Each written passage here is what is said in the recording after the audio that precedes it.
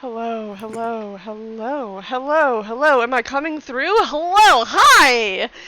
Welcome to the very first session of Gundam Spurs. I did not plan my words today. I am your host. I am your DM, your dungeon master today, and I am Heartless. And I'm here. Can my players just introduce themselves? Not your characters yet. We'll get to that.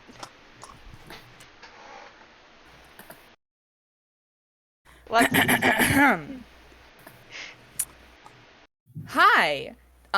Do you remember me? I am Audio. No. I am Toonkind's local bootleg Sableye. I like D&D. I like combinations of chaos and bullshittery. And I like winning more than anything else. I'm here today, and I'm not supposed to introduce my character yet. And I haven't.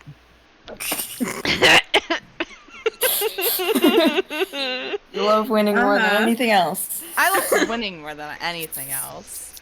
You love winning more than anything else. Oh, definitely. I'm winning right now. Let's be real. Comment W. Comment W. Hello everyone, I am the other half of the two-card train, local bootleg Altaria here. I can't follow up with anything as good as what you just spun, so that should be enough. Bravo! Yay! Oh my Bravo, god. Oh my god. Alright. My turn? Okay. Alright. Hello. I am AmongtheGentlyMad. You can call me Gently or you can call me Mad. I am, I guess, the Draft House Cryptid. You might see me, you might not. Leave a cookie out for me. I might come out and say hi. So, but anyway, here I am now.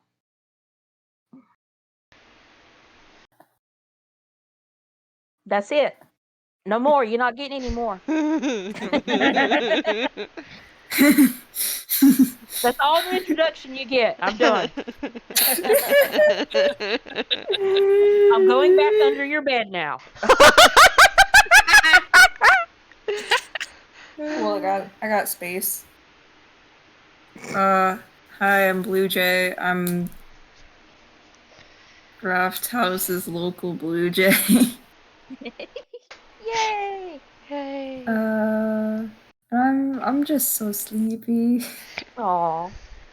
They are an EP teacher. Yeah, let's go with that. I can't come up with something clever, like Audio did. Yeah, that was kind of hard to follow, so... They went first. We're all doing great. Yeah. Well. Okay, that's it. Oh wait, I Alright. finished my... No, I need to put words on here. Okay. Alright. Okay. Very Put nice. the Very words nice. on there. There you go.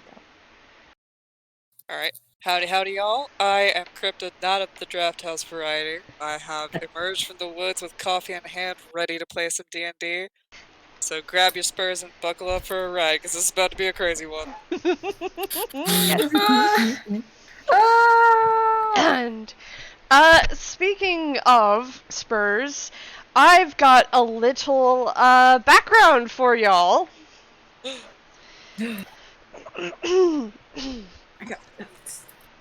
Around about 12,000 years ago, a dragonborn by the name of Valentine had a brilliant idea. He was getting to the age where adventuring had to stop, and his twilight years had begun. And thus he decided to create the very first museum, the Desert's Pearl. This move inspired more and more museums to be formed throughout the country. and throughout other countries as well. Here in the year 1633, many museum organizations compete for the artifacts of a bygone age and the many attentions of patrons. In the occupied country of Akaruzia, the small town of Phoenix cares not for the new government that Draconia has put in place. This new government would have to cross the Ceranos Desert to enact their laws upon them, after all. You, the party, have been working for Triblade's extraplanar archives for the past 3 months as the Dust Devils. Today, you have returned from your latest heist successfully. Wait! Wait! I'm getting ahead of myself. Let's rewind to I want to fight Revelry! 3 months ago. Back that train up. Hit the brakes! Beep, beep. Beep.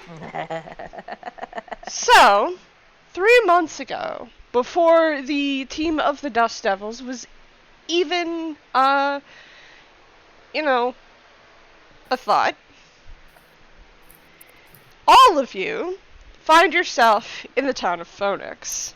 Some of you already here, and some of you just arriving. Who wants to go first? Not it. Not it. Nope. Long, awkward silence. Um, I volunteer cryptid!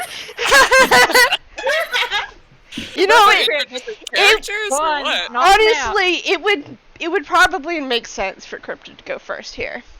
Alright, so what's the scene? Where are we at? Alright, so, Revelry, please introduce yourself. Alright, hello everybody, I am playing Revelry. So Revelry is pretty tall fellow, about 7'4", Warforged. So he's pretty hefty. He's got this very, almost like beaten up, very like pockmarked from the sand, like these dents, like scratches that have like been left in his chassis. Looks like he's been through some fights, but he's wearing this almost cowboy getup with this like very big poncho-esque cape, this hat, very ornate, like ropes and tassels hanging down off of it. He has an empty, what do you call it? Why am I blanking? Holster. An empty holster at his hip. No gun to be seen. And he also has this very large red-tailed hawk just perched on his shoulder at all times. And he's currently just has like his thumbs hooked on his belt loops, just like watching out. Now, I have a question. You have been working for the Extraplanar Archives for a number of years, but only now, after the latest loss of an expedition team, have you decided to become a part of an expedition team yourself. Where are you right now? Like in Phoenix. Revelry would be eagerly awaiting the new members, so wherever they would be coming in, he is going out there to kind of give them a greeting to Phoenix. So whether that would be at the beginning, like the front of the Extraplanar Archives. Thing is you haven't received any applications for the new expedition team yet.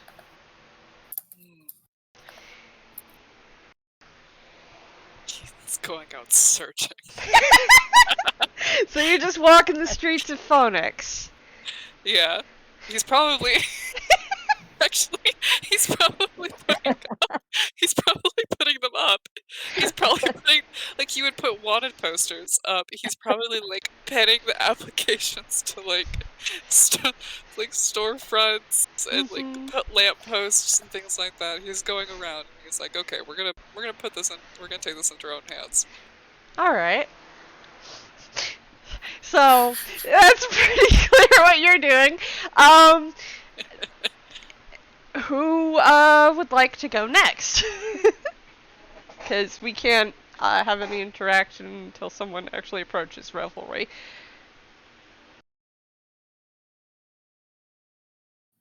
Hello. Hi. Hello. Would the two who've been here in town for at least a month like to go now? Oh fuck, is that us? Oh no. That's you think it guys. 3 months back is about that, yeah? Yeah. Yep. So the two of you have been renting a house here in Phoenix for about a month. What does your morning look like? And you can describe your characters as you tell us. So, one of the most important details about their morning routine is that they wear a very specific, like, old man pajamas.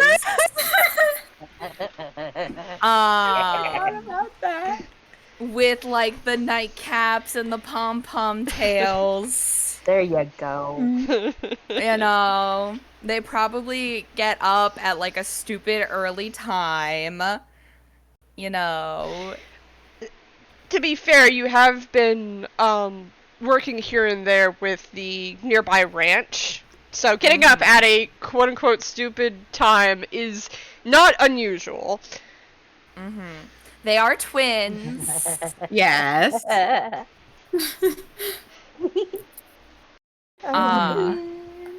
Gwyn, however, is like murky green blue. And they have white hair. I'm doing this description really back-asswards. I'm like, here's what they're wearing. Oh wait, I actually need to describe what they look like.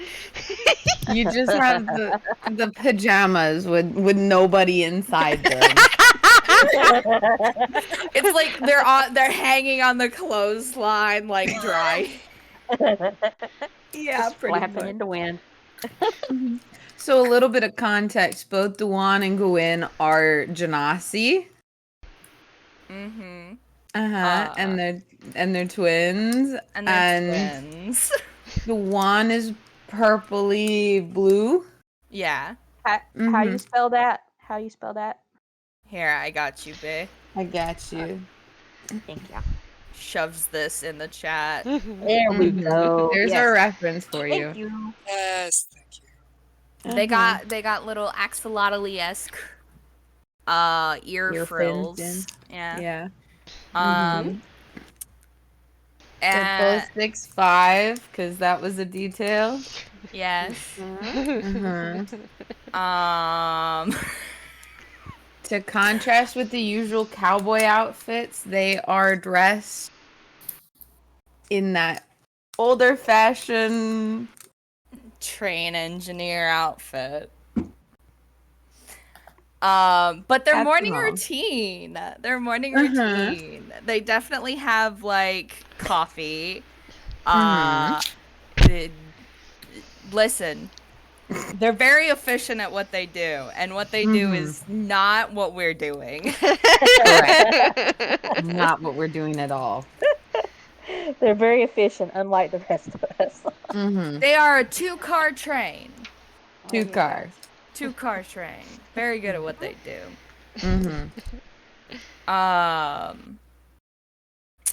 I know they have breakfast. They have a routine and they stick to it. Yeah. So, is this enough describing Heart? Yeah. So you're having breakfast, and as much as the money from helping out at the ranch nearby is keeping you guys in this house and renting it, it's not quite enough. Especially with your ambitions. We gotta have train money. Train money. Train money. Money for the train or money made of train? money for the train, but not the Right. train toll so much as train money. We're trying to save up for train things. All Mhm. right. It's very Has important. our train yeah. money. Yeah. Mhm. So while we may be living here, that's not like Mhm. our full, It's not our final destination. We have so many tracks to lay ahead. So And- many transfers planned. And you guys have heard around town that a museum nearby is looking for people to join their expedition team.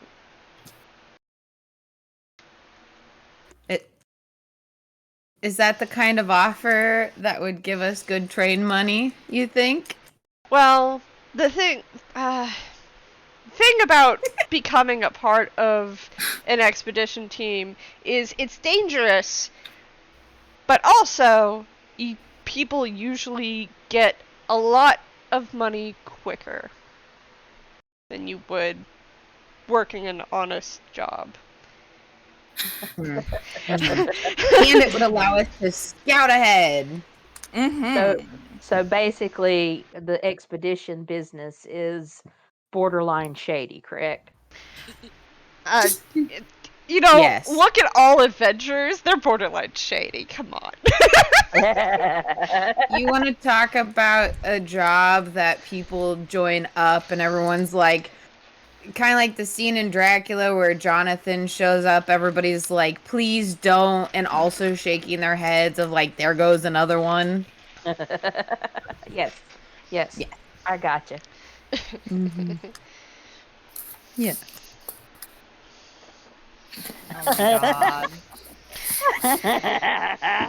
Love it. So I have given y'all some information. What are you gonna do with it? Beautiful Bluejay. We are going to I think that our destination for today will be the local museum. All aboard! Toot toot. Full speed ahead. Chuga chuga. Do we know where the local museum is?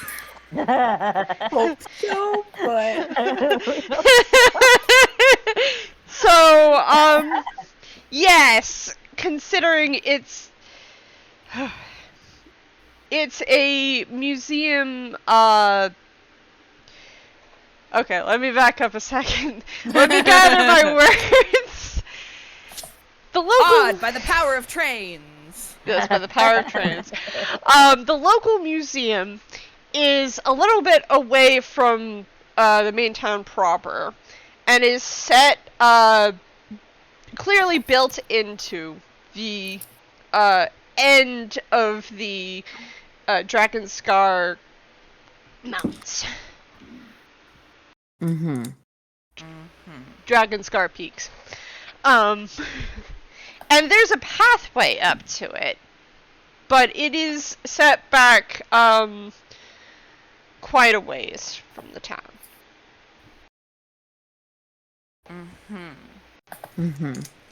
So it's a bit of a walk.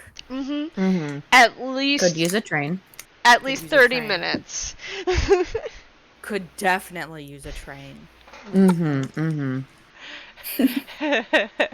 The inefficiencies of the current union here of transportation. Very inefficient. Could be made Very. much better. Yes. That's part of the thing that they're working on, is to have things more efficient. Yes. Exactly. So I guess we're setting out for the museum. Okay. Right? Yes. Yeah. Yes. Alright, We will so finish breakfast and wander out that way. Museum traveling to montage. so you guys walk out of house in the like House. little grouping of houses. House. House. In the middle of the house. House. Your house. House. Keep going, quick. We're getting distracted. No, we're getting distracted. So No. you guys walk out and you see along the main road a rather tall robot putting up posters. How tall is Revelry again, please? 7'4". Oh my god. That's Revelry like... is the tallest one of the bunch, isn't it? Isn't he? I think so. Okay. How tall Yeah. Yes. Revelry yeah. is the tallest. Yes. Yes. A foot taller than the twins. Yes. Do we know of Revelry? Like, is Revelry just like, does Revelry hang about town? Roll me a history check.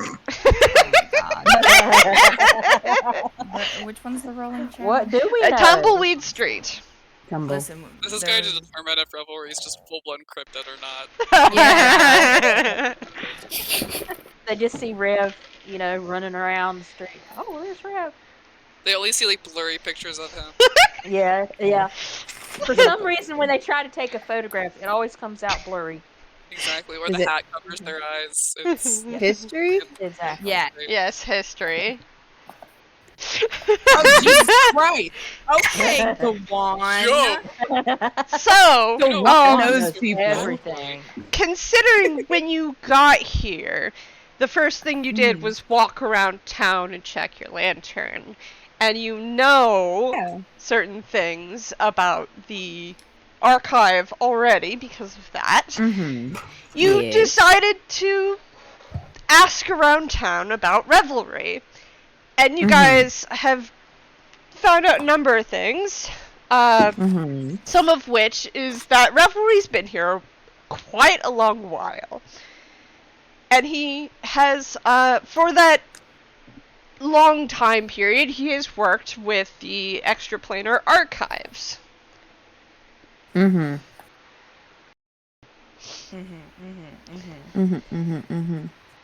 Does he still work with the archive? As far as you know, yes. He's also said to be, at first a little, like, unusual to talk to, but very that's kind. fine. Have you met us? That's totally fine. He's got the spirit. Yeah. There you go. So you know the whole like I'm thinking like a mix of Western. I'm thinking like a mix of Pokemon. You know, they're standing 6 feet away, 10 paces, whatever. You know, like the music starts playing. They make eye contact. They make eye way. contact. Revelry does a dramatic turn over his shoulder. Dubhán, as soon as the eye contact is initiated, Dubhán will start striding towards Revelry and say, "Good morning, Revelry." Gwyn is also following in pursuit. Good morning. Do I know these? Do I know them? Do I know these people? Roll me a history check. Amazing. I want to do like, I'm gonna fail so bad. This is so annoying. How do I roll in here? Is it exclamation point? Yes, exclamation point, roll, and then 1d20 plus your modifier. Please put a space between D20 and roll. Yes. Okay, I did. Yes. History. A 6. How do you feel about a 6? You have never seen these people before. You've heard, like, within the past month, there have been 2 new unusual people in town. And you were given, like, very vague descriptions by, the town gossip, who's the mayor's wife. Because she gossips about everyone. Oh. But, you have not met these 2 before. Well, howdy there. You 2 must be those newcomers that everybody's talking about. Correct! I don't believe I've caught your names. And My mic is coming out. No! Yeah. I said, yes. Hello, I am Dubhán. And I am Gwyn. Well, it is a pleasure to meet you, Dubhán and Gwyn. Welcome to our lovely little town. How may I help you both? Pleasure to be here. What of these posters that we've seen posted around? Revelry actually lights up, his eyes shine a little brighter, and he's like, "Oh, you're all here for the job. We haven't gotten any applications this time around, but I will be welcome to no, yeah, I would be welcome to let you know a little bit about it." He's gonna rip one off of the board behind him, hand it over along with another one in his hand.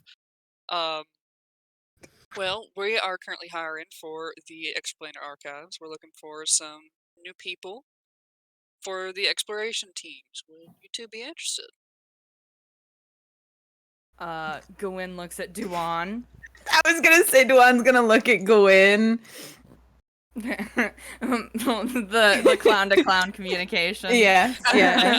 Both look back at Revelry. I believe it will you two be are still. Oh nope, you go ahead. I believe it will be well within our purview to hitch our cars to yours. Yes. One more time. I believe it would be within our purview to hitch our cars to yours. That sounds like a yes. All right. Stellar. All right. You don't even want to see the archives first? We wouldn't mind a tour if you're offering. It's always lovely to see new sights and new experiences. Well, I would be happy to give a tour. I mean, I know that place like the back of my own Platon. This way. It's just a Full quick walk. speed ahead. So as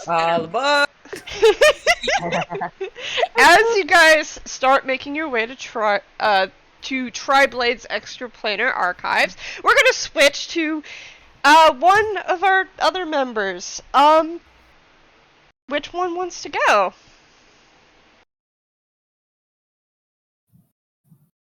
See, the thing is, I'm just vibing. Mm-hmm. Go ahead, Bluejay. You can do it. Okay. Do it.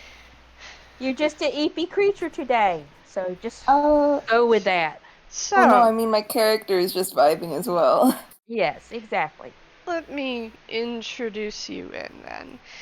You've been, wandering. This is just kind of what you do, and you've blown back into phonics a lot more often.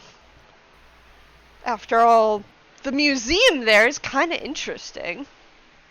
It's different from the other museums. And today you've blown back into town once again. Would you please describe your character for us? Describe my what for Character. Oh, okay. They're a little guy. Totally normal. And not weird and not made of bugs.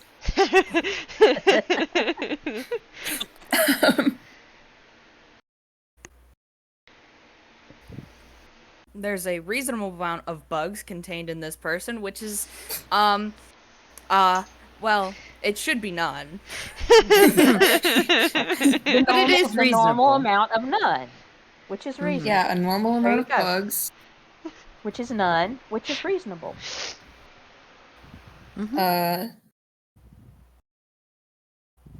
How are they dressed? With I clothes. don't know how to describe clothes. Well, you could just say they have, you could just say if they're dressed unusually or not, if you would like. I'd say probably, We've got some very bright colors going. And also this, like... I can't think of any word that's not snuggy. No, Poncho. perfect. Poncho thing There you go. Poncho. with super long sleeves. Yeah. Mm-hmm. Very good. Poncho is easy to hide in if you are a totally normal human being with no amount of bugs in them whatsoever. And they're short. Yeah. Exactly. So you are actually not a really unusual sight in the desert. Or on the desert roads, as you are a wanderer. And you come into town, and you notice, a little further up the street, Revelry, which is someone you know of, leading two very strange people who, admittedly everyone's shorter than Revelry, but they are not that much shorter than Revelry is.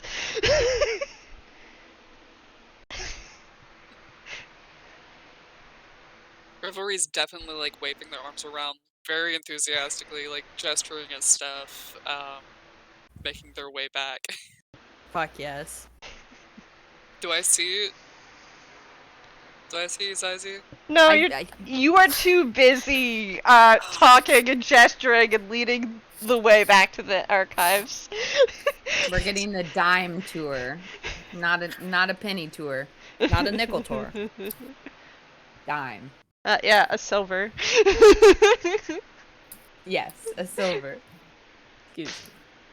So, what are you doing? I'm just watching Mm-hmm. from a distance. Yep. They, continue on over towards the archives and go out of your, vision, because that... To go to the archives, you walk between two buildings. Are you following them? Yeah. Yes! Do you come within earshot? Sure, yeah. I feel like it's really easy. Revelry is very exuberant, and Gwyn and Dubhán are just loud. Loud. Yeah. So, Where are we? Are we inside? So, if you look at the map in Cartographer's Guild, you're walking in between Rocio's and the Mistwind Saloon. Uh-huh. I see. Oh, I see it. Yeah, there's a pathway there. There's a map. Yeah. Man. I see. I knew this. Hot dog, we got a map. Alright, so I know what the Miss One Saloon is, but what is Rocio's? Rocio's is a general store. Nice. Let me get my little description so I can give you Oh what she yeah, says. Rocio and Quill hate each other. Yeah. Rocio's is the only general store in town that sells weapons. That's More general than Quill's. That's probably Revelry's favorite then. She makes weapons to order, but normally stocks daggers and regular swords. She has some ability to enchant, but it takes her usually 3 or 4 weeks. She also sells saddles and fixes armor, both metal and leather. And We're in the past, though. Sorry. This is all stuff Revelry knows. And all stuff that Zyzie would know as well. Because Zyzie's been here before. Actually, the only person who might not know is our last member. Love knowing Jack and shit. Uh-huh. The best. Head empty. So, as you come within earshot, what does the wandering stranger hear? Okay, first things first, are the twins saying anything? Yes. Oh yeah. Oh yeah. Very loudly. We're talking about That sounds fantastic. Yes. They're very loud and enthusiastic. Yes. Yes. Yeah, We're enjoying the tour. good. I love it. It's giving us so much information. Oh, you know what? What? We could wrap a track between the Tri-Blade archives and the rest of town, and then it would be accessible on both sides. That could work. You know what? That is a It fun could. idea. I mean, this is a pretty long walk over to the archives. I mean, maybe that's why we haven't been getting many applications. No other reason. The twins just look at each other and they do the little hand wiggle thing like,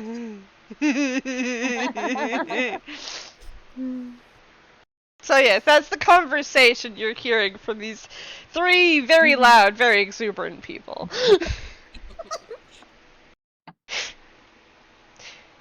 Will you continue to follow them all the way to the archives?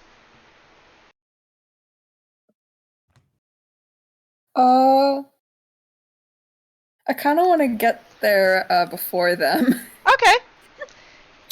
So, make me a stealth check. Because I assume you don't want to be seen. Yeah, where is my sheet? I'm level 5. Yeah. Number 5.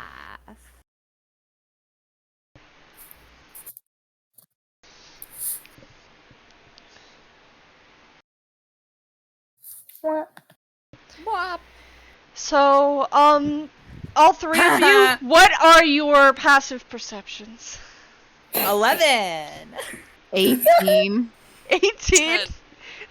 So, as you're talking, Dubhán, you notice someone short and definitely not dressed for the weather, with very bright colored clothing, dash kind of secretively dash by you guys.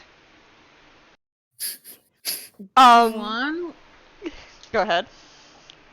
would have subtly elbowed Gwyn in the not hard but enough to get attention, just real subtly as the figure goes by, but not alert the rest of the group. Or not call attention. Gwyn just perking up slightly. Do I notice them? Nope, Perking you up? are too busy talking up talking up expedition teams in general and what the extra planar archives does and how exciting the adventuring is going to be. He's really trying to hype this up. Yes. So lonely. He's just an old man. He's just a lonely old man. Lonely old robot. And because Revelry is probably not walking as fast because Revelry is talking, you can, Zyzie, you can get there before they do. Cool. You walk in, and, well, there is a new, kind of unusual Aarakocra asleep in one of the chairs, and Larsicon is sitting behind the desk, and he notices you, because the door opened, and he narrows his eyes, and just, This bitch again. Hey! Hi. What do you want? And Oh, you know. let me describe for you what Larsicon looks like. For everyone who does not know. get the picture. Light of our lives. Our best, the best boy, gender neutral. Right now he looks like Bestie. this. Drawn by our lovely Soto. He's a very furred, dark purple Muppet born. There you go. Dressed in a light, kind of white shirt with a dark brown tan vest and an orange I don't think that's a bolero. Scarf thing tied around his neck. And that's actually all you can see because he's sitting behind the desk. The hat, he's got a hat, a cowboy hat that's set off to the side.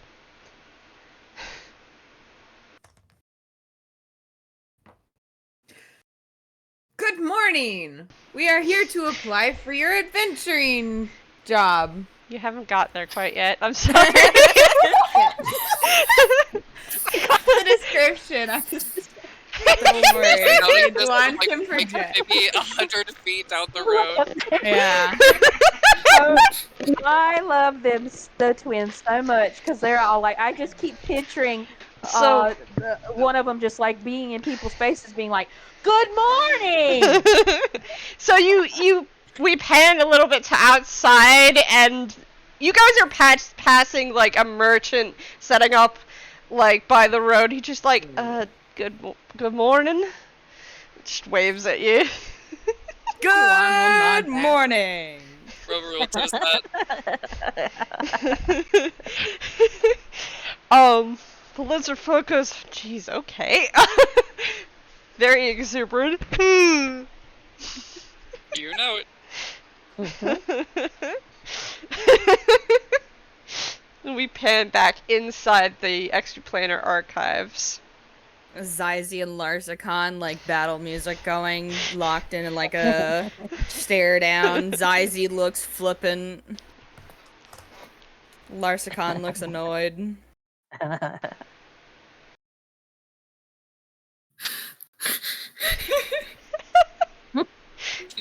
So With the music and everything. Larsicon's ask you, what do you want?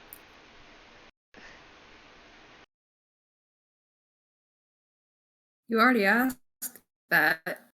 No, I'm repeating it so you remember where we are in the conversation.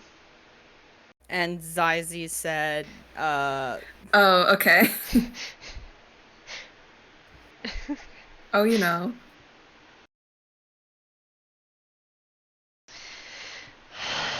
Oh, and they put their hands behind their head all casual, like. If you are here for a tour, we don't do those until 10.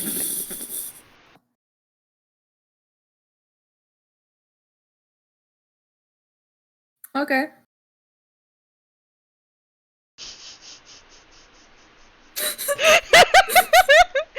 Larsicon just like his eyebrows lower further over his eyes as he just like glowers at you. To not much effect, honestly. We have learned today just exactly how far down those eyebrows can go. We're almost on the floor. They just keep getting lower and lower and lower. Mm-hmm.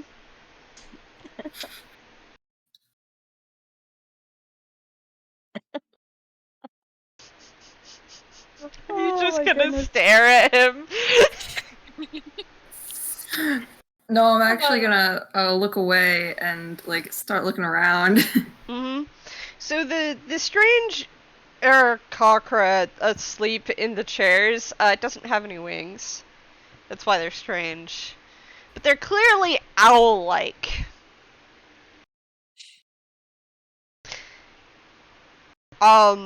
The doors to the rest of the museum are very clearly padlocked.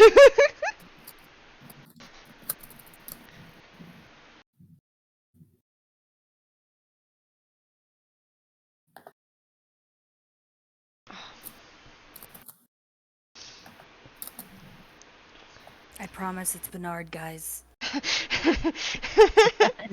This is a different universe. We promise. Hart said Sympathy, that he's yeah. not an Aarakocra, which means he's something else. He's still a bird thing. Aarakocra's just one of the most common bird things you see around here. Thank you. In fact, Oh, okay. yeah. It's if you want to walk forward and investigate, I can describe him better for you. Sure, yeah. So you I'm walk closer. over, and he's very clearly snoring, and he's a horned owl. He's got a orange-yellow beak and a what looks like one of those turtlenecks. No. One of those sweater vests. That's the word I was looking for. He's got one of those, what looks like a sweater vest on over his long sleeve shirt, a bright blue bow tie, bright blue suspenders with corduroy pants, and he is absolutely fast asleep. Time to ruin that.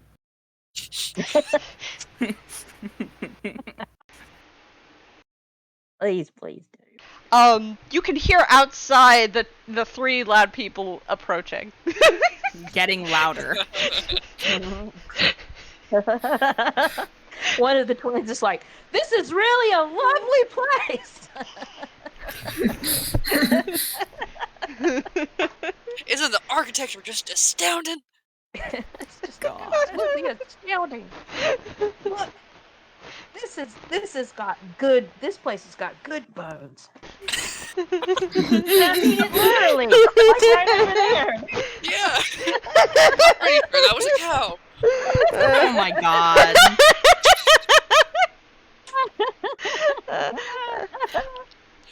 Can I Yeah. Yep, Bluejay.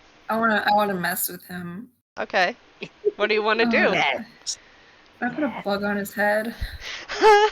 Yep, roll me a sleight of hand to see how carefully you put this bug on his head. Oh my Drops God. like a... Do I have? Oh no. Why are my stats so good, man?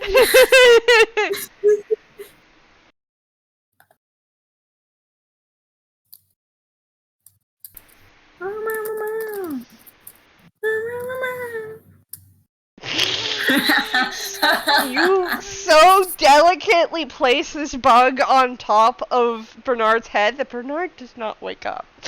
Oh no. Oh, this is gonna be so bad when it does. The beetle just kind of looks at you and like moves its pincers before settling and just kind of like snuggling against the top of Bernard's head. Oh Oh no, it's gotten attached to him. Oh no. I was gonna say it's one of my special bugs that I'm not made of.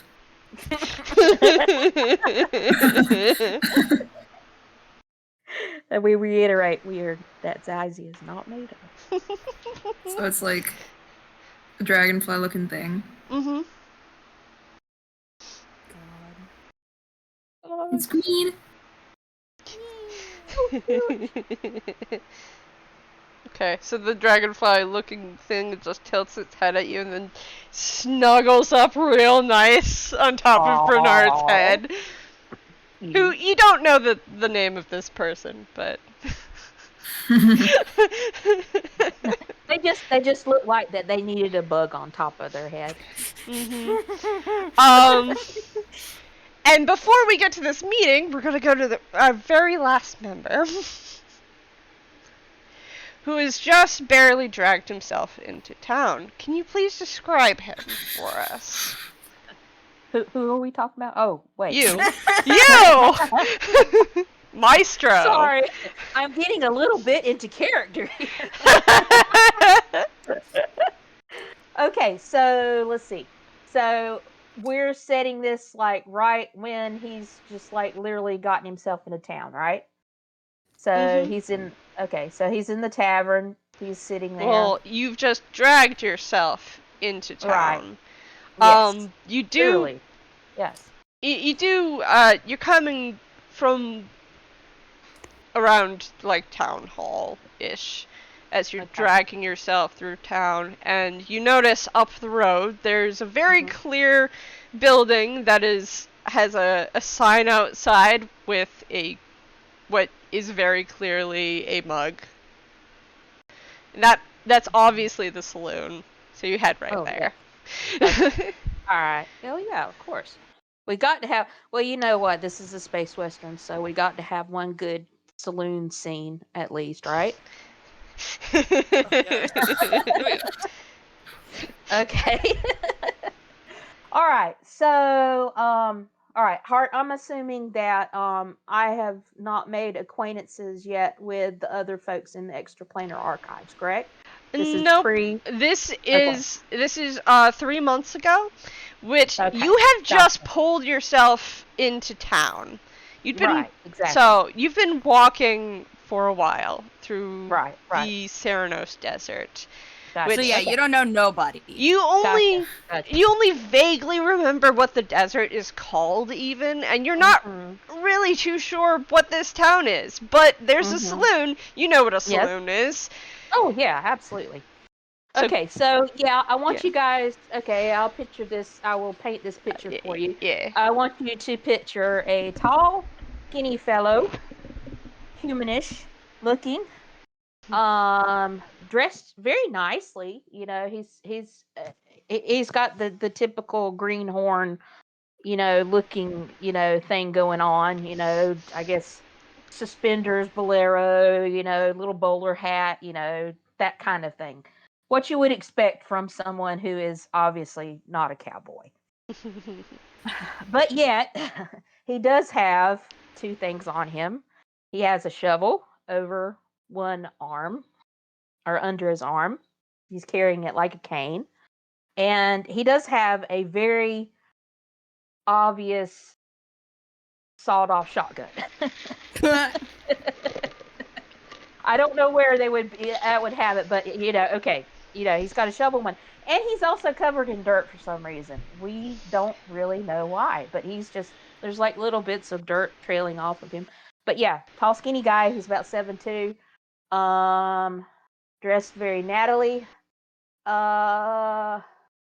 He has black hair and green eyes, and his face is black and white in a strange way. Yeah, I'll have to draw a picture. Yeah. It'd be easier just to do. Yeah. 7'2", yeah. So you drag yourself into the saloon. You're so tired. And you just kind of plop down at the bar. Now, because it's the morning, there's literally no one in here but a hold on, let me find my description for this NPC right here. Kind of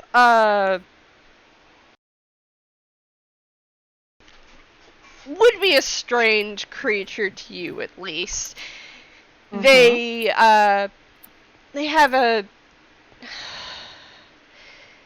have long ears with soft furred insides. They're covered in scales. They have a shortened snout, sharp teeth, and reptilian eyes. Their scales kind of have this rainbowy effect. Like when you open the door and the light hits them, the scales change and shift color.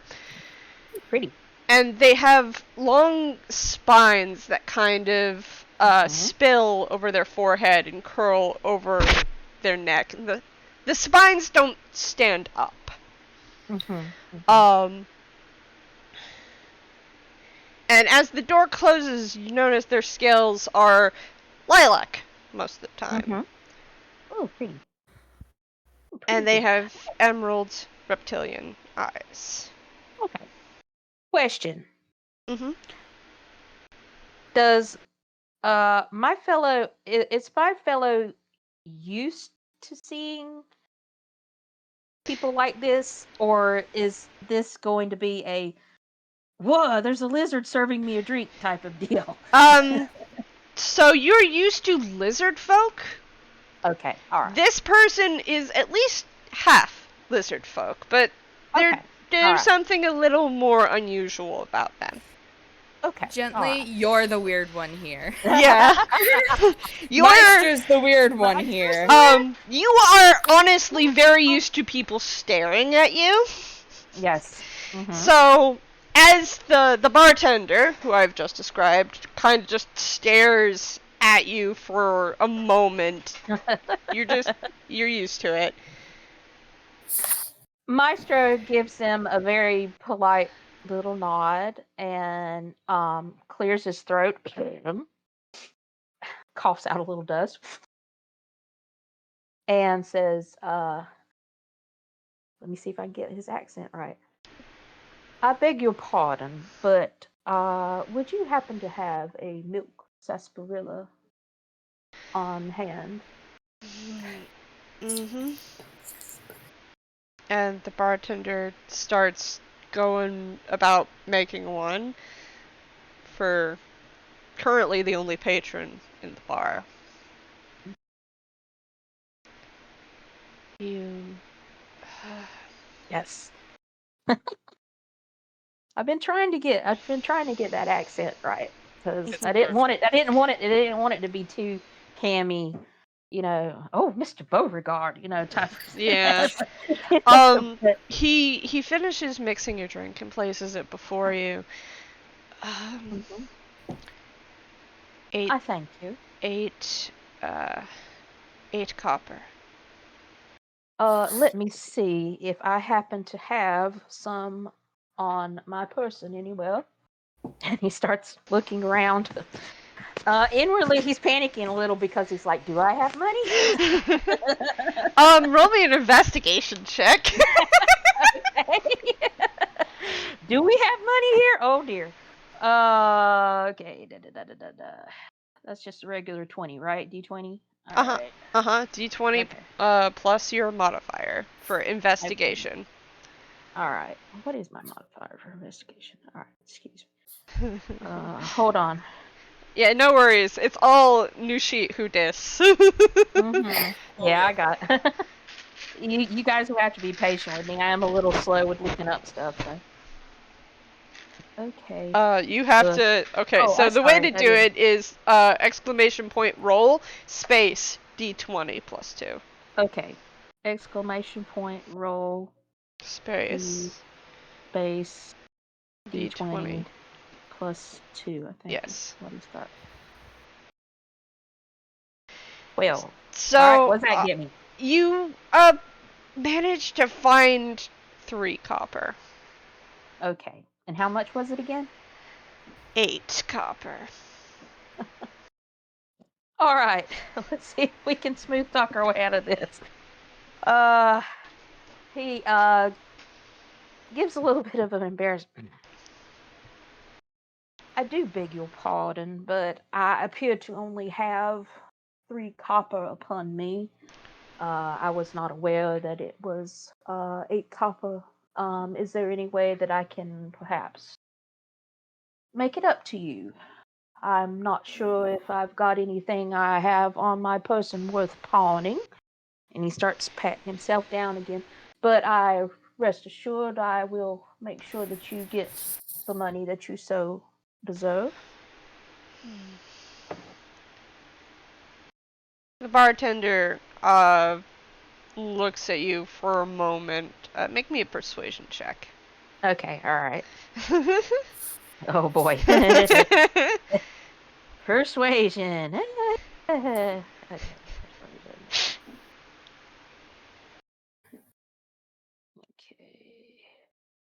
What's this again?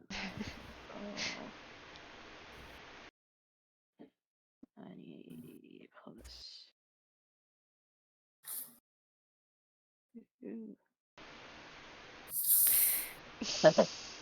Oops. So as you say, basically you're not sure you have anything on you. Your fingers brush against the violin case, and you immediately pull your hand away. You're not giving that up. Oh, no. We're not giving that up. And that jerky, kind of desperate motion is something the bartender notices. Oh, right. And they just they stare at you for a little while longer. And takes your 3 copper. But they put their hand over the drink. And they go, if you're hurting for money, I hear the museum is looking for people to do work for them. You have this situation where Maestro had put his hand around the cup just as they put it on top of it. Yeah, they put it on top of it so you can't, like, take it and drink it. Yeah. So he's sitting there holding it with his lips pursed like, ooh. And then he's just like, you know what, I do believe that does sound very promising. You wouldn't mind putting this one drink on my tab, would you? What's your name? You may call me Maestro.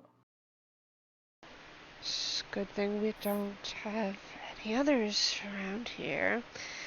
They say as they pull out a long sheet and put Maestro down for 5 copper pieces, and then they release the drink so you can actually drink it. I thank you kindly. You are a paragon of tavern keepers.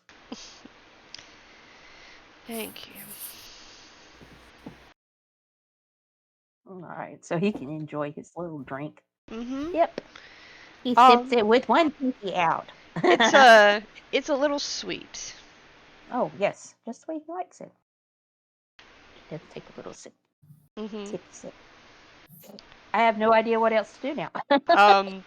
Yeah. When you finish, the bartender takes the glass back and says, "Call me Mac," and starts cleaning it.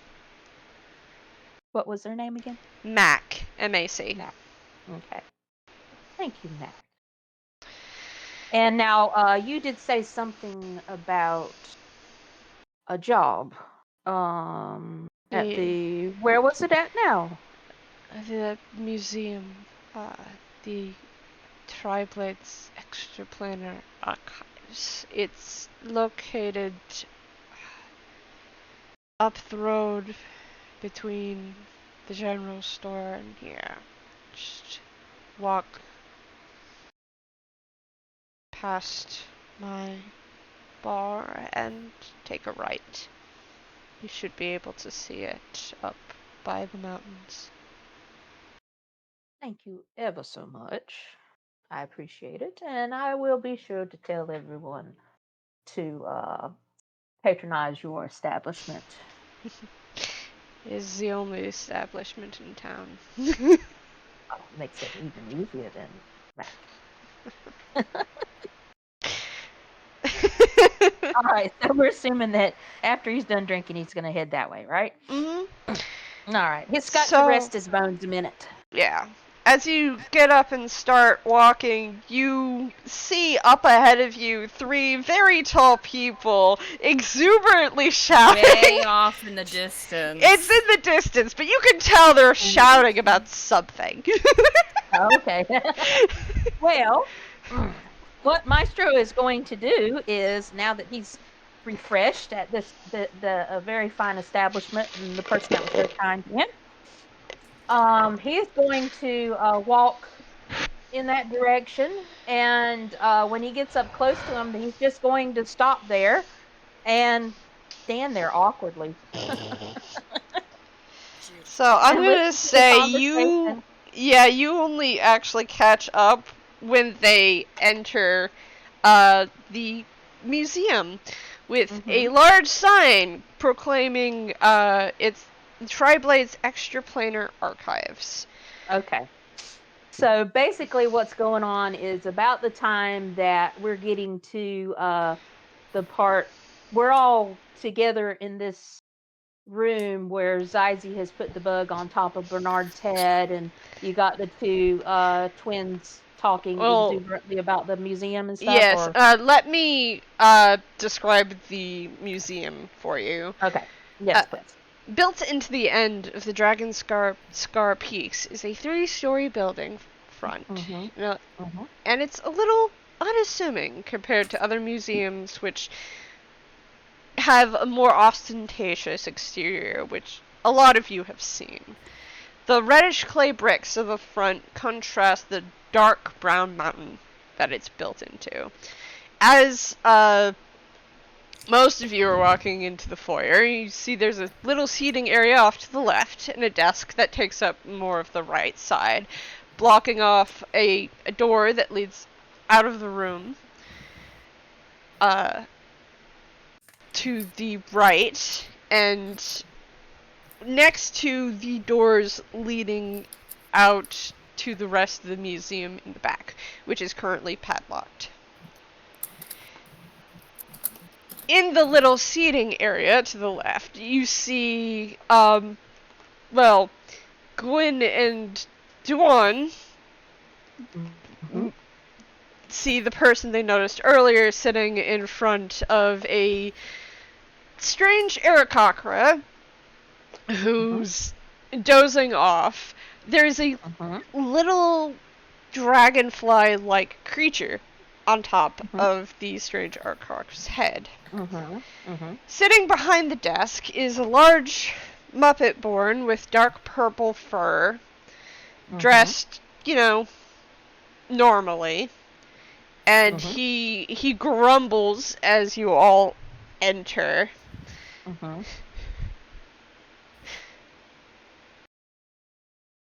All right, Altaria, we have to make a decision. I mean, I was going to say that Dubhán was going to attempt to say good morning quieter than usual, which is probably about a regular speaking tone. What are we making a decision on? Who we approach On how loud we say good morning. I figured they would be conscious of the person sleeping in the corner and attempt to lower the volume. Awesome. It's not that lower. Yeah. Maestro, in the meantime, has taken his hat off because, he is very polite. We always take our hat off when we go inside. He's taken his hat off, and he has just very quietly approached this little group because this seems to be where the action is happening. And he's just going to stand there and wait patiently. Because he's a very patient person. Revelry, the person sleeping is Bernard. And Bernard is terrified of bugs. Do I still see Zyzie standing in front of Bernard? You do see a short person in brightly colored clothing sitting in front of Bernard. Right? Yeah, they're just watching. Watch I him sleep. I have a choice to make here. You do. I'm going for a funny one. Okay. Revelry's gonna look at the group and say, hold on, give me 1 second. I'll be right back. And he's gonna go sidle up to Zyzie and kind of like crouch down a little bit and be like, you causing mischief again?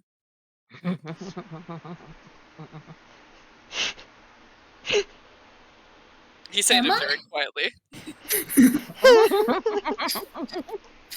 They look like a preteen, by the way. Are you? I don't know. Well, if you were, I'd say excellent job. And then he's gonna hold out a hand to shake it. I love it. I It's love probably one finger's the size of like Zyzie's hand. it. That's too cute. Keep up the good work. Yeah. they Oh my goodness. they don't handshake. They do like a sort of high five. Yes. Yes. Revelry will accept. We got some newcomers here if you wanna say hello. Mess around with them a little bit. Either way. Word. Revelry's gonna go back to the group. Yeah. The slight slapping sound does start to rouse Bernard. Oh, it's right. He's gonna come back and he's like, "All right, y'all might hear a scream here in a little bit, but don't worry. This happens a while. This happens quite often." Well, welcome to the Explainer Archives.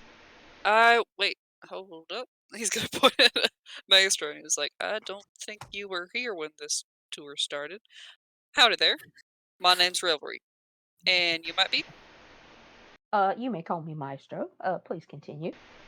Pleasure to meet you, Maestro. That's it. Welcome to the Explainer Archives. This is our fun little establishment, our little museum here. This fun fella is Larxicon. He is our head of security. Please treat him with respect. Larxicon just kind of glowers and goes, Revelry, why are you doing tours this early in the morning? Is it not 10? No. Oops. Oh, come on. It's They were in the town. 9:30. We're just getting a head start. I'm sorry. Maestro raises his hand. Yes? I can come back if you want me to. Revelry looks at Larxicon. Like, come on, they're already here. We'll be quiet. Won't touch any of the artifacts. Come on, you know me. I wouldn't let that happen. Larxicon just like makes eye contact with Revelry, and just about now is when Bernard wakes up and starts screaming.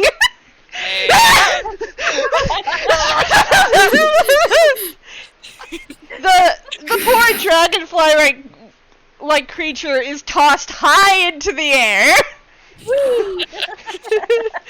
Revelry's gonna walk over, put a hand on Bernard's shoulder. He's like, there, buddy, there. Let's go get Can I roll to see if I can catch the bug? Can I roll to see if I can catch the bug? Yeah. Can I also roll? Okay, both of you make dexterity checks. All right. Hold on. Regular D20, right? You guys know dragonflies can fly, right? Yeah. Do you think that's gonna stop us? No. Oh my. That won't stop us. Oh. Yeah. Oh, shoot. I always forget that. Darn it. Okay, let's try that again.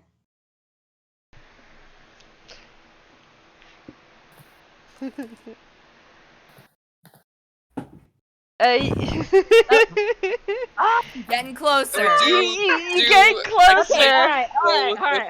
Hold on. I'm just gonna roll my regular one here. Hold up. Let me get my little dice here. All right. Okay. What are you going to? I rolled. I'm not sure what that is. It's either a 6 or a 9.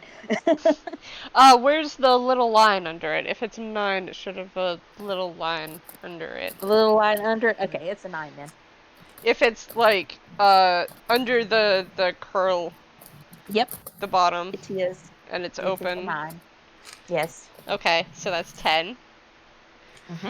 An Okay. 8 to 10, everybody. So both Maestro and Gwyn see their chance and immediately dash forward to try to catch the dragonfly. The dragonfly starts flying way before you guys it even reaches your fingers. We like crash into each other. Do you? I don't know. Do we avoid each other? I don't know. Do we? I feel like with the 8, Gwyn crashes into Maestro, and Maestro like goes stumbles forward a bit. We can roll for it. Don't you want to roll for it? We can roll for it.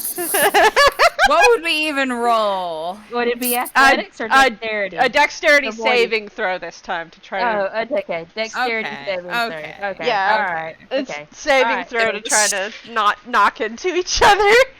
If this goes wrong, and it probably will, can I try and catch them? I got an 11, everybody. Revelry, also roll me in a dexterity saving throw to see if you can react in time. Oh great, I'm so good at this. And a 6. Oh, and a 6. Yes, there we go. So, dexterity saving throw. Gwyn, you actually avoid crashing into Maestro, but Maestro trips on the floor somehow. We don't know. Trying to avoid crashing into you, and Revelry steps forward and catches Maestro, so Maestro doesn't fall on the floor. Just like by the back of his collar, like a little kid. There you go. Oh, straighten them up, dust them off. Thank you. Oh, that was terribly clumsy of me. I beg your pardon. What? Bernard is just blearily looking around, trying to calm down. Maestro pulls at his collar a little bit and looks a bit discomfortable. He didn't quite like that sudden pulling against his throat type of thing. Sorry. My apologies. I forgot that y'all have like windpipes and stuff.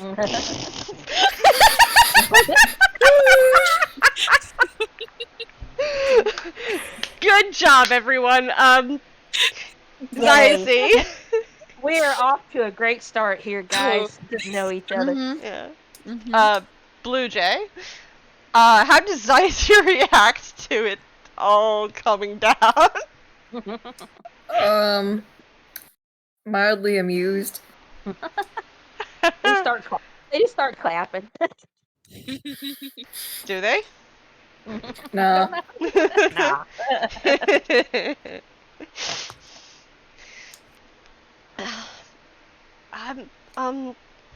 Revelry.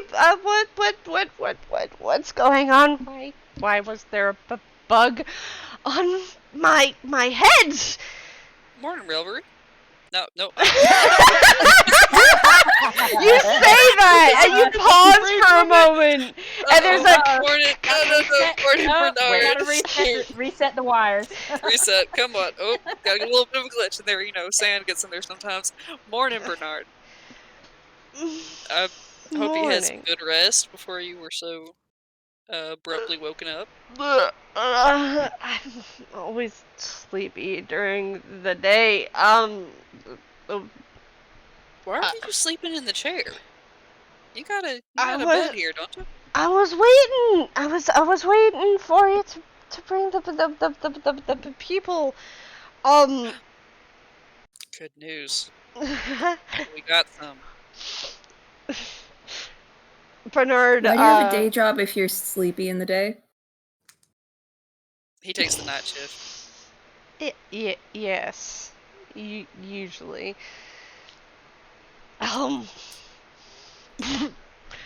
Hi! Here for the job as an expedition team? And Larsicon's, mood sours. Even further. Hello, I am Gwyn. I am here with my brother, Dubhán. We are, in fact, interested in joining your expedition team. I'm very sorry for the delay. Bernard just, pauses for a moment, just, looks at, Gwyn. pleasure. I'm Bernard. Hello. Good morning. Good morning. She kind of Good morning. rubs his eyes. Good morning. It is morning, isn't it? Yes. Oh, okay. Then At, good morning. at least for most people here.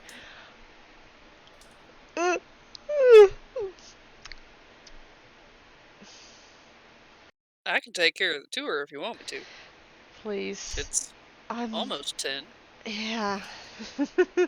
I'm a little out of sorts. It's very important to ensure that you perform all safety checks and do not work while very tired. It is very bad for your health and performance. Mm-hmm. What they said. Agreed. Larsacon, could you please open the door for them? Larsacon just like slowly gets up from where he was sitting. He's loving this. He's the grumpiest old man. Grumpy face. And he moves out from behind the desk. He's got tan pants on. He does not actually have any shoes. He's barefoot. Mm-hmm. Although his Yeah. feet are furred, so... Revelry too, except just metal spurs. Mm-hmm. He makes his way and fumbles with the keys for a moment before click click and unlocking the padlock and taking it away from the doors. Don't mess with anything, he says, pointing at Zyzie before going back to sit down. I am Dubhán Gwyn. will Oh, no, go, Dubhán, go! Same brain cells. One was Just out of nowhere, it's slightly- just, I am Gwyn. I love it. Maestro says, One was just yes, gonna yes, you slightly are. elbow Gwyn. We will stay behind the yellow line. Safety first. I love this little group. So funny. We're so We chaotic. haven't even gotten to know each other well. I'm already Yeah. loving the dynamics. It's Um, incredible. Larsacon sits down and just like gives both of you like a what the fuck are you talking about look. They're just I feel like Gwyn is just like permanently smiling and Dubhán is just like permanently kind of like frowning. You know. You can't really tell like if it's Aw, love it. it's not an indicator necessarily of mood. That's just the way they are. So cute. So yeah, the door is now open. Larsacon's like, he's here. Bernard is also here, and actually Bernard is looking around for where the dragonfly went. I think it's gone. It's gone, but he's a little paranoid right now. Don't worry, we saw it go out the window. You're okay.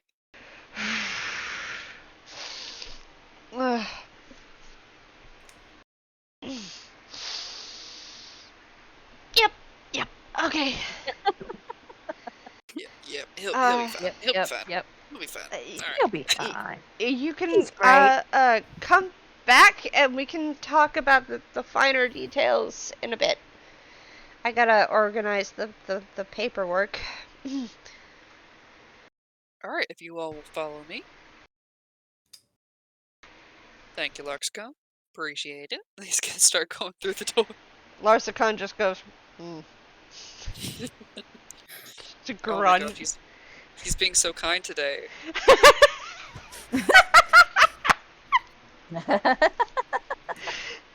Dubhán will pivot and follow through the door. So, Gwyn is also following. 2 word time. You guys are led out of the back of the foyer, straight into the exhibit halls. Now the first exhibit seems to be dedicated to things that appear to have fallen from space.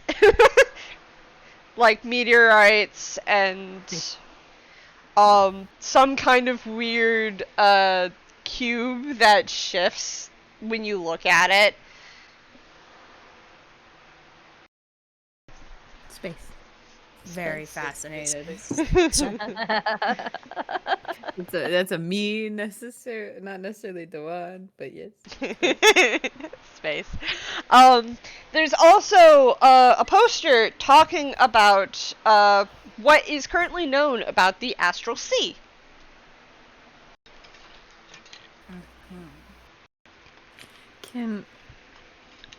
Wait, no. Hang on. Is that I kind of want to make a history check and see if it's accurate. So, make me an Arcana check. That's what this would be. Oh, sir. Yep, it's Arcana. Specifically because you're, it would be a history check if this was about, engineering principles. Because you went to a school for engineering.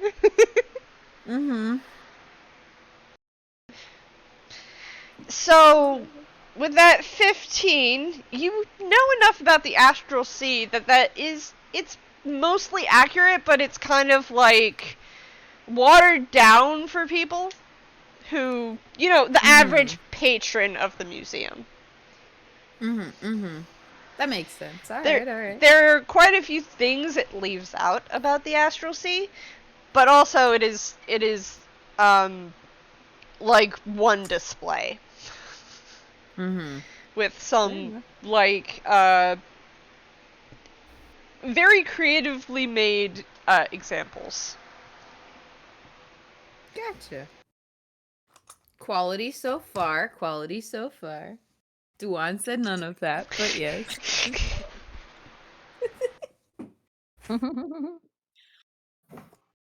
Yeah, Revelry's just kind of like pointing out the different areas of the exhibits, explaining what's in there, and just being like, well, space your cup of tea, so we've got a lot of exhibits over here, we got stuff in the Astral Sea, gesturing ground. Does Revelry have a specific story about the weird cube? I give this to you as a present. Oh, yes. The weird cube. Okay. Now, this has a pretty fun story behind it. Now, this cube here was found back when the Flashfire Cavalry was kind of running the show. I personally was not on the exhibition where this thing was found, but they gave me a pretty detailed story when they got back. There was like, let's see. The ruin that was found in was insane. Like, everything was crumbling around them. They had to run in there, get in real fast, which is quite hard because they're all on horseback. They typically don't do the cave. Strizelback. Strizelback. Not bad. I don't know what a horse is. No, you know what a horse is. It's just the main mount here in the Serenos Desert are Ave Strizels. Or I do know what a horse is. Strizelback. My mistake. Strizelback. And from what I hear, it was an epic story. I wish I could have seen it, but they came back with this cube, and it was just going haywire. It just kept on moving around. Still don't know really where it's from. But yeah. The cube.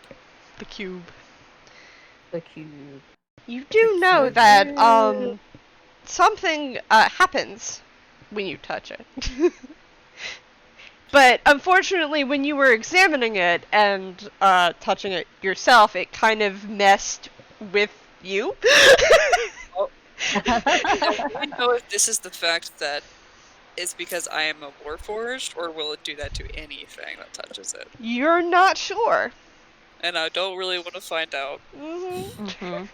Please don't. There is a sign somewhere that says "Please don't touch." Right? Right. It's under glass. Okay. All right. We definitely do not want to touch. Okay. Please stop showing me my information that it does that. yeah, Maestro is Cheerio. really is very much paying close attention to everything that Revelry is saying. He has actually like leaned down and looked at the little plaque. He's looking at it very closely. He actually is like his nose is like right on it. He doesn't have very good vision. But he's looking at it, boy. Now he's just He's really taking it in. Oh yeah, absolutely. He loves this. He's very interested. What's Zyzie doing?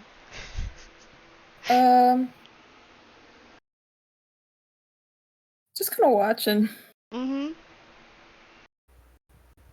Zyzie- Looking disinterested, but still around. Zizie's thinking, oh, I want to touch it. I want to touch it so bad. I'm pretty sure Zizie's tried to touch it before, just because Larsikon told him not to. That's why it's under glass. Yeah. No touching. There's a sign that says no touching, especially you, Zyzie. What's Gwyn and Dubhán doing? We are watching. Yes. Yes. Mm-hmm. Unfortunately, I don't think the cube will be applicable in train-related endeavors. So, Unless maybe the metal, if it's made of a metal, it might be useful, but I don't think there's enough there to do much with. yeah. I don't think it would make a good power source, because they wouldn't know how to make it into a power source without, like, experimentation. And touching it. And they've been told they're not allowed to touch it for safety reasons, so... We have been going for an hour and a half. Do y'all want to have a break? Sure. Yeah, Yes, please. So I can get some more water. And then we can pick up afterwards, having... Y'all, I didn't write up anything about the exhibits inside. So, we're gonna We can cut. skip it. We can We're skip gonna it. It's cut. okay. Please cut. We each Sharp make up cut. an exhibit. Yeah, you and guys have a show and tell. you each make up an exhibit. We can have a show and tell next time. Alright, there you go. The only like prompts, it's gotta be like related to planar stuff. Alright, cool. How do y'all feel about woodworking planes? You know that's not the kind of planes I'm talking about. That's beautiful. The though. interplanar I love that. plane. I love that. have an The idea. plane It that can is made of nothing slice- but planers. It can slice through anything of the planes. That's right. The plane that is made up with planers. And when we come back, we'll start with the sparring matches. Yeah, I want to fight Revelry. Yes. Can't All right. Because we'll also say the paperwork was done in that time too. Yes. As soon as they send the paperwork, Revelry's like, okay, now you're in this. Now you can't Bernard is back just down. like Bernard's got his little stamp thing and he's just like hired. There you go. Nice. You look like you're fine expedition material. You're hired. Bam. There you go. Perfect. All right. I'll be back in just a minute. Be right back. Yes.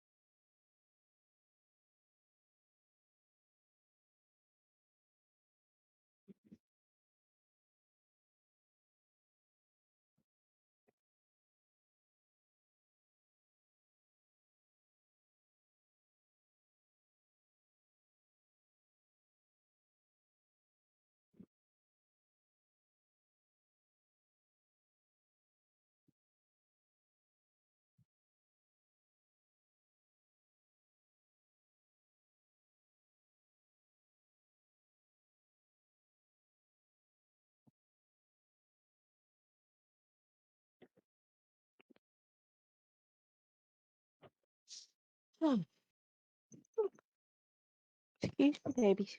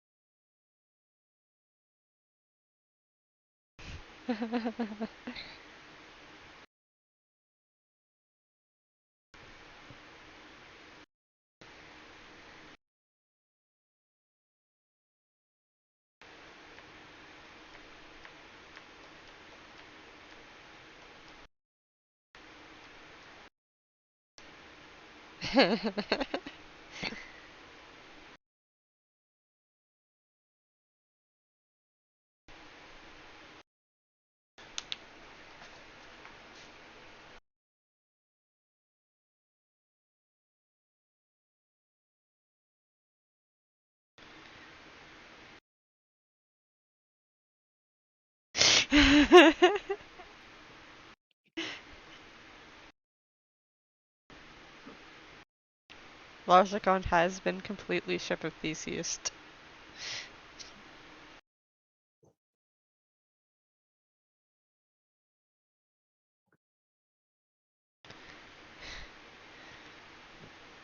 And so is Bernard.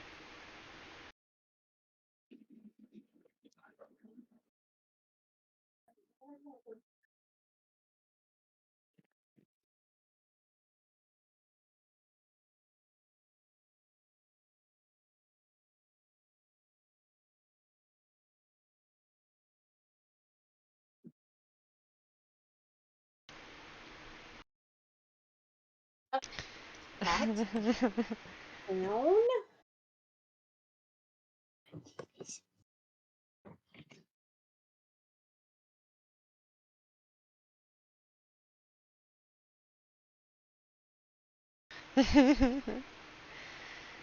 Going through the Mistwind saloon. Talk.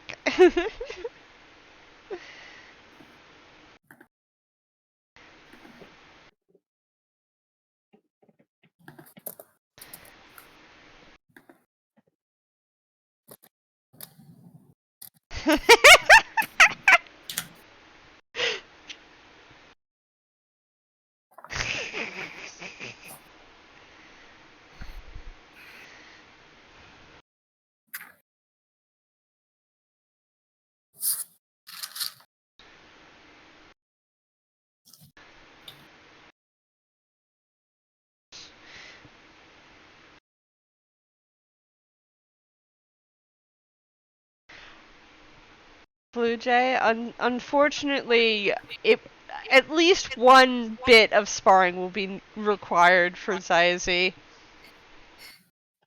You are required to spar once. What? Okay. Why? Because you're joining the expedition team, and we need to know your abilities. Oh, there's a reason for it. I thought it was just for fun. No. There's a reason for it. We need to know your abilities and how you guys can work as a team. Because that's how you stay alive out there.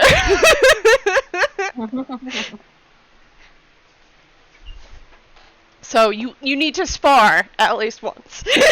Show us what you can do. Show us what you got.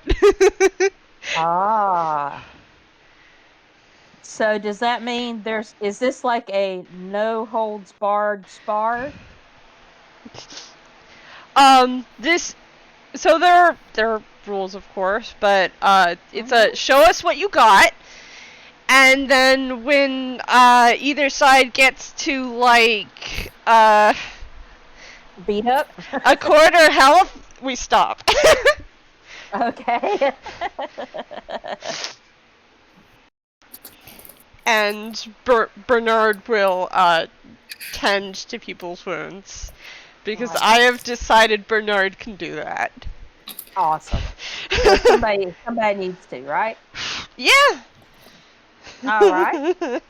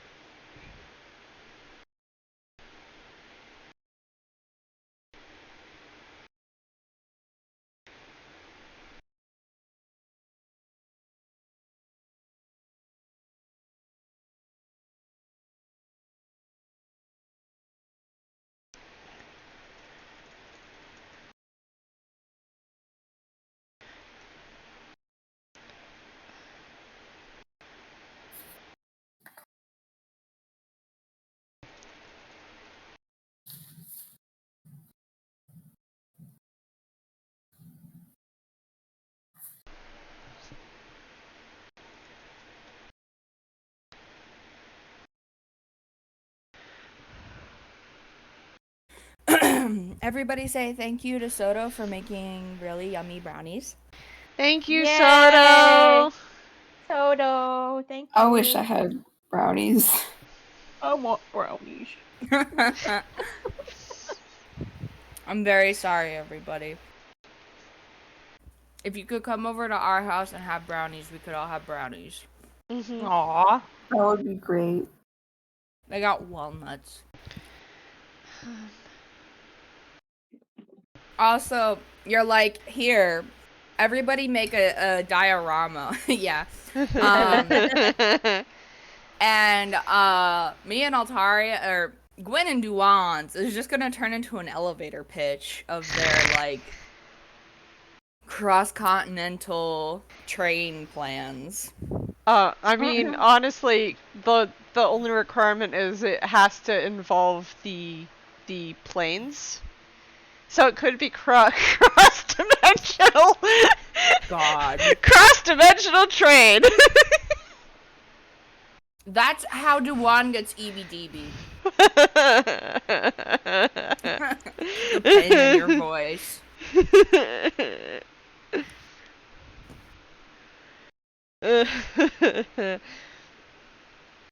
Top 10 reasons why airline needs trains. Number 10 will surprise you.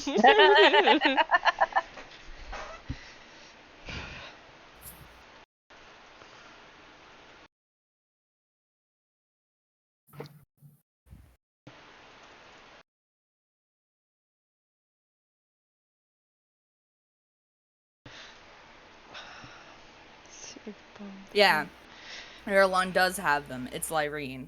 You did it!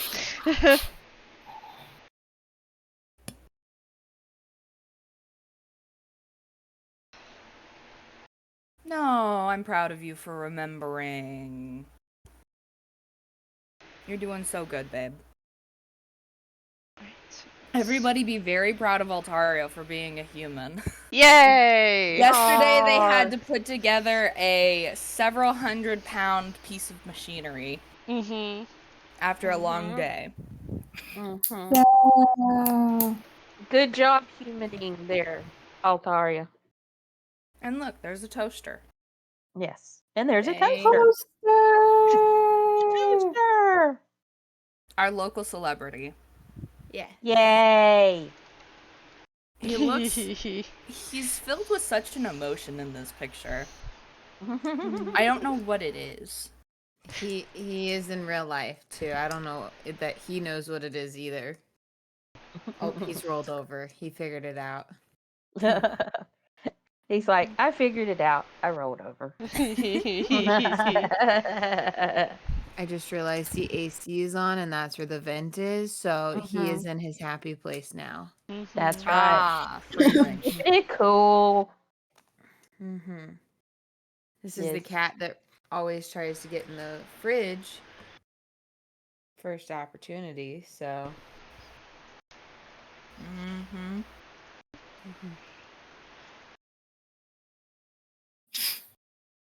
Yeah. Are you a heifer? Am I interrupting your nap? Yes. Aww. The angriest tail smack.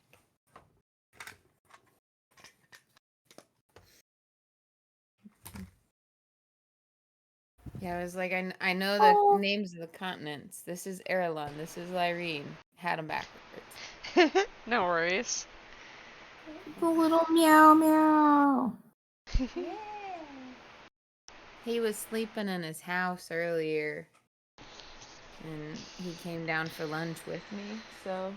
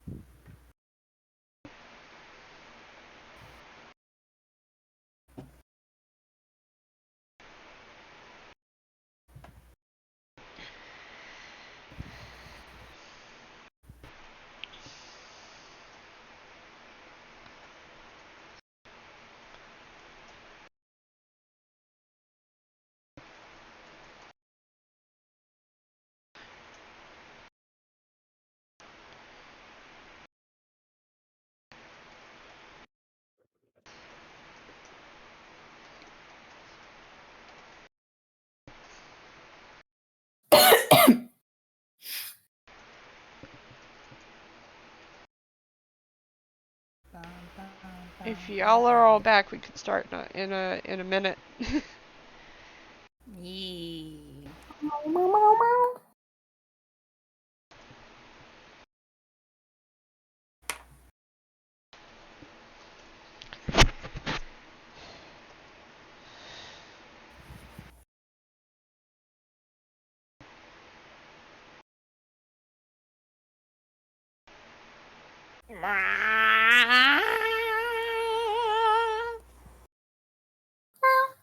Wait.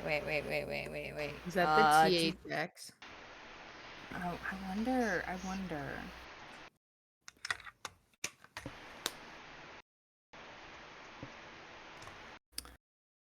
We need the bing bong. We need the What? train bing bong. Oh my For god, the you're right. PA. For the Discord soundboard. Bing bong. Please stay behind the yellow line. Please stay behind the yellow line. This train will be making no more stops. Such a good bit.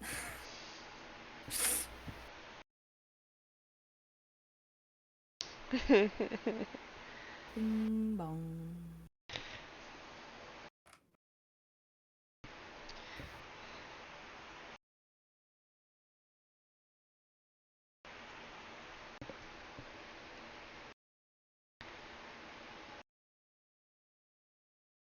Alright, y'all ready for this? Cryptid is not back yet. Okay, cool.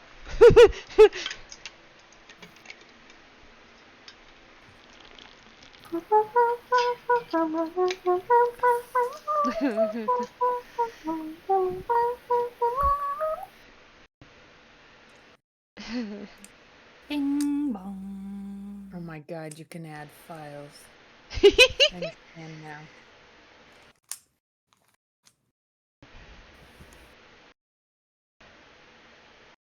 The boys are back. The boys are back.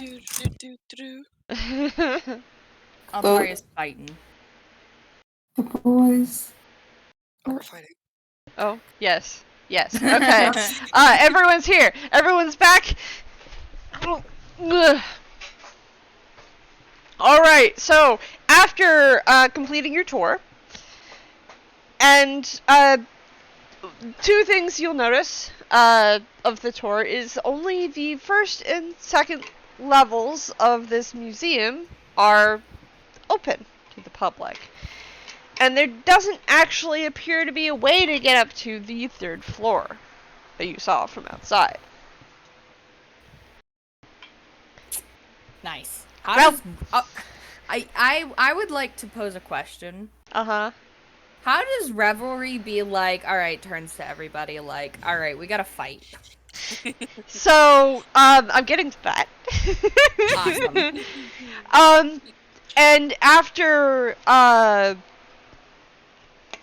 the tour and coming back to the foyer, Bernard has all the paperwork in order. All you need to do is sign it. What happened? Gently. Where's Gently? We lost Gently. Uh-oh. Gently.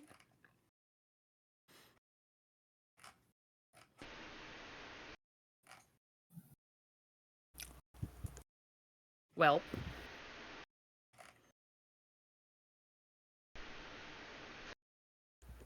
Gently come back. No! Gently. Gently! There was something in the song that I don't know.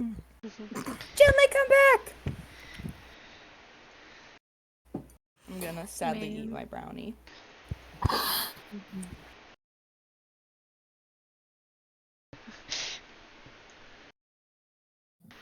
Man.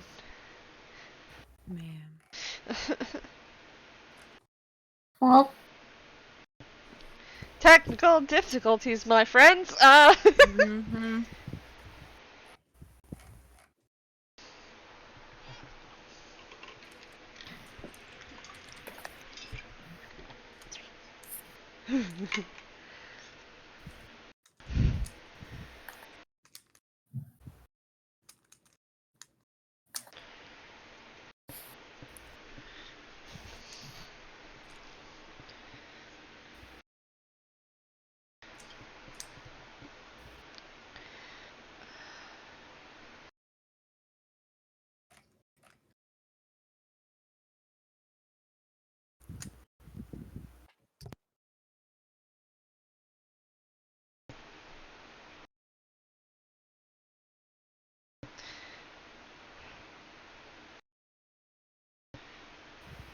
Gently's fucking dead.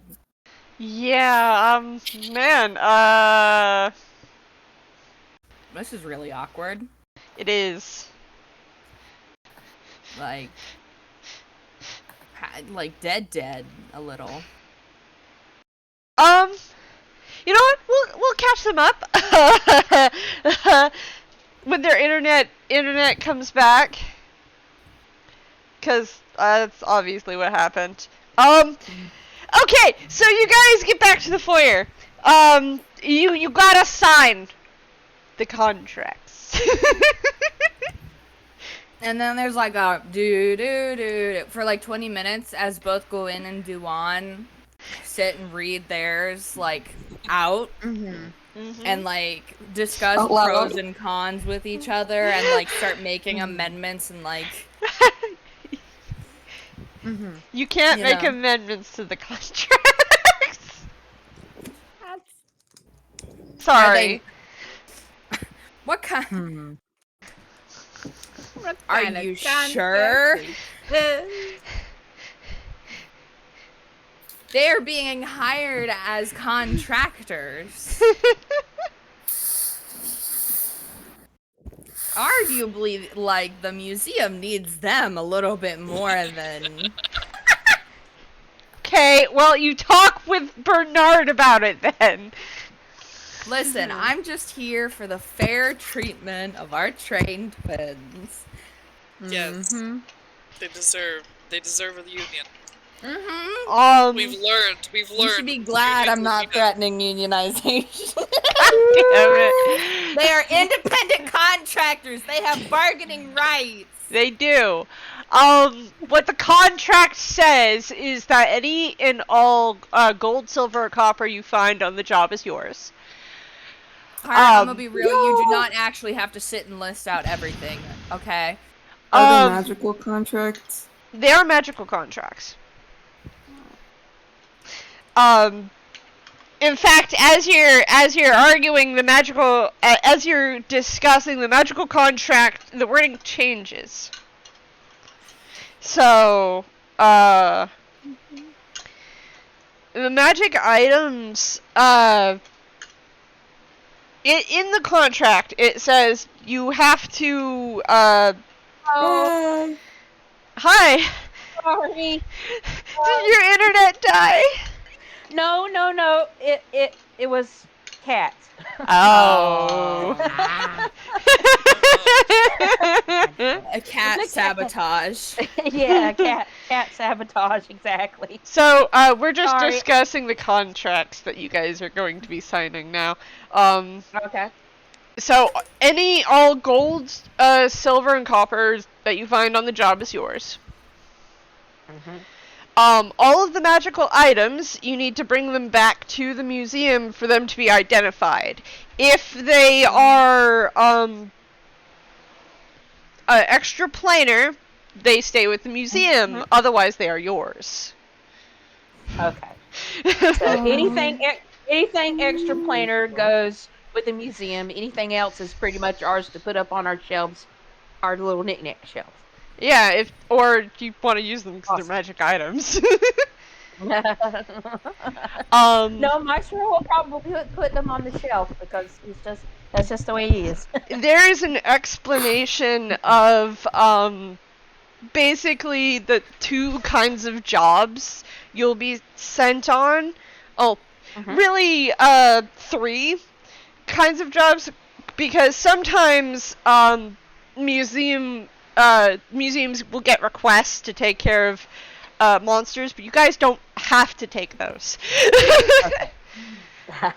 But we will. You can if you want to. Heck yeah. The other two, job types would be exploration of ruins found, and which sometimes you'll get to work with other museum teams that aren't against aren't in direct competition for those.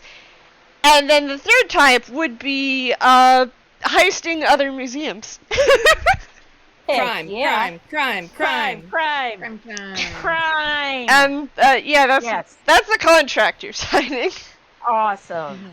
It's Totally basically okay with all of that. it's basically a year contract. You agree to only work for this museum for a whole year, and then after there can be more discussion of Okay. contract changes. All right. Do they cover travel and expenses while on these jobs? Who covers that? So Is there a the split, the museum will cover like 70% of your travel, which All is right. literally paying for you guys to rent/own AudioVizual that live at the nearby ranch, which Dubhán and Gwyn are already familiar with. Yay. And you'll get a percentage of gold and or silver for inns, taverns, Alright. saloons to stay at Awesome. on your way to the place where you were going. Hey.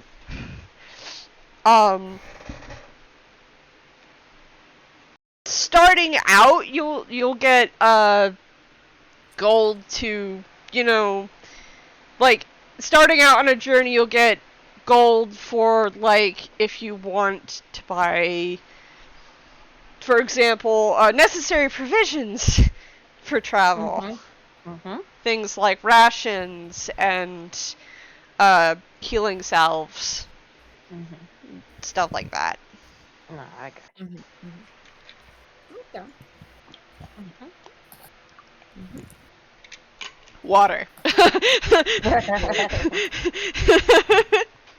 Water. Water and water. Yeah. And probably water. They're in the desert. Yeah. Yeah, the water is a necessity. You're in the desert.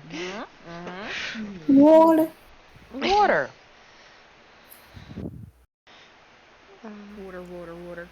Water. So, after everyone signs their contracts, things are worked out. Bernard says, and now we need to do a test of your abilities. Revelry. Oh yeah. Uh-oh. All right, why am here's I a little hearing bit of boss an music? introduction into our fair exploration team. I call it a little friendly spar. Anyone who wants to have like a little bit of test of skill, we're gonna go out back and have a little bit of a competition. Except that everyone needs to at least spar once. Oh, they do? Yes, because we need to know their abilities, Revelry. Right. Sorry, I get a little bit caught up on this. I forget it's not all fun and games, but yeah, So we are gonna need to evaluate you guys. Bernard stands up and stretches. A number of you hear a popping sound from his back. Oh, good pop. So Good stretch. now we will go outside. Oh, why though? Wait. If you don't sign, you can't be a part of the expedition team. I know. Zyzie. That's why it's a problem. Zyzie's just a little contrary bug. Hey. You're a free spirit. Can Gwyn roll insight on Zyzie? Sure. Cool. It's only a +1, so like, don't get your a 10. Zyzie doesn't want to sign? ? That's right. Why though? That's a 10. Yeah, there you go. Zyzie doesn't want to sign. Gwyn looks at Dubhán really quick. Dubhán will look at Gwyn. Gwyn will waggle their eyebrows a little and look over at Zyzie and then like look at Zyzie and they're like, I am Gwyn. How do you spell your name?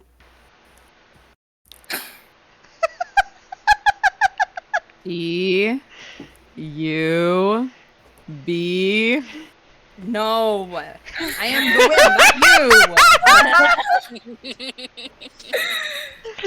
Aww. G-W. Yeah. You got some type of kind of comedy routine or something? I am Gwyn. How do you spell your name? They'll spell their name.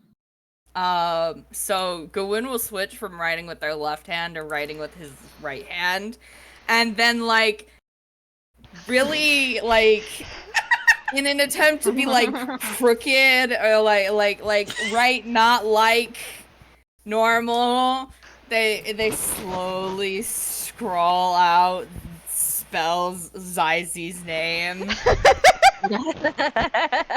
On the magical contract. Yes. Oh. What's crazy? I imagine this is happening while Bernard is talking to Revelry about, like, Yes. the rules. Also, that begs the question: if we believe, like, if all of us do believe that Zyzie is just some kid, why are we making them sign the contract? Can they legally sign a contract? Yeah, they can't. They're a minor. Yeah, they're a minor. They can't do that. We need a legal guardian to sign for them. But listen, this is ye olden days. That's not how Yeah. that works. Right, Child well, labor yeah. is still a thing. Yeah. So Bernard we drew up a exploit kids contract here. for Zyzie because Bernard genuinely believed that Zyzie came for a job. And it's a very fair contract.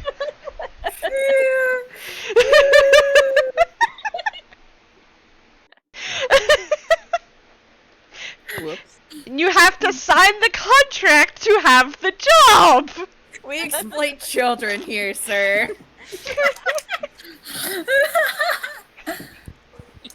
Okay, well, they stick their tongue out. Gwyn. Zyzie. I love Zyzie. Gwyn will stick his tongue out back. Still smiling. Mm-hmm. Oh, actually, yeah, they spell out Zyzie and then they keep going, so it says Zyzie the Beast. So, as you're writing this out, roll me a history check. Me? Yes, you. Me, Gwyn? Yes, you. And anyone who's listening, Revelry is excluded because Revelry is talking to Bernard. Oh, I need to stop talking! Oh my gosh! Loves talking. Too much for his own good. Maestro can also roll a history check if Maestro would like. Sure. Maestro would like that. Gwyn, you've seen wanted posters with the name Zyzie the Beast on them. And these wanted posters are wildly different from each other. One, kind of has this kind of very intense, blue, green, and yellow patterning of what can best be described as a bug monster. Yo! And the price on the wanted poster is 10,000 platinum. Oh, dang. Man. And the next poster you'd seen is wildly different, as if the person making the wanted posters has no idea what Zyzie the Beast looks like. You know? Fuck the police. Fuck the man. So, Gently, with that 21, you also know this, and you vaguely recall in your past having at least met someone who claimed to be Zyzie the Beast. Mm-hmm. The memories are kind of fuzzy, though, Yeah. and you're not really sure because Zyzie the Beast is one of those desert legends. Ah. So actually meeting Zyzie the Beast is something that nobody really expects to do, because that would be like meeting Bigfoot. Hell yeah, this kid's going by a fake name! Hardcore! And also need it be say heart need I say it heart Maestro of course thought that they would be taller.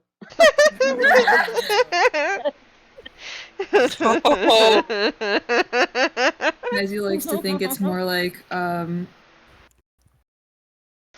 deity coming to your doorstep. Yes. A big worm. Hell yeah, this kid's using a fake name! That's Signing a contract with hardcore! my fake name. Because they are absolutely not full of bugs. They are a normal human being. This is a normal human child. Yes. Uh-huh. A No normal bugs here. child.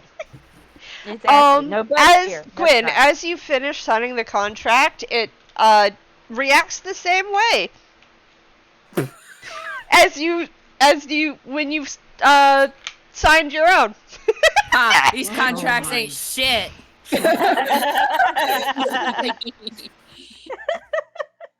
God. These are some stupid ass contracts. Zyzie. This is actually Zyzie. funnier than them realizing this is the real one. Zyzie, you vaguely feel the contract taking effect. Okay. We've been contracted. Whoops. Whoops.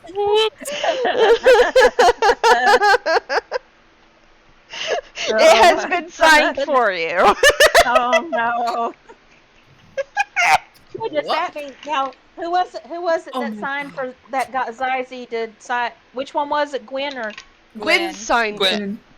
All right, that means that Gwyn is now Zyzie's legal guardian. Assigned parenthood. That's right. Good job. Congratulations, Probably. Zyzie, you have been adopted. Oh my god.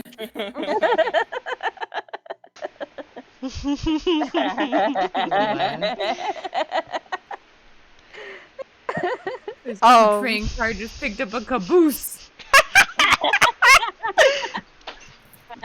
So Bernard is like, okay, you know the rules for sparring, right?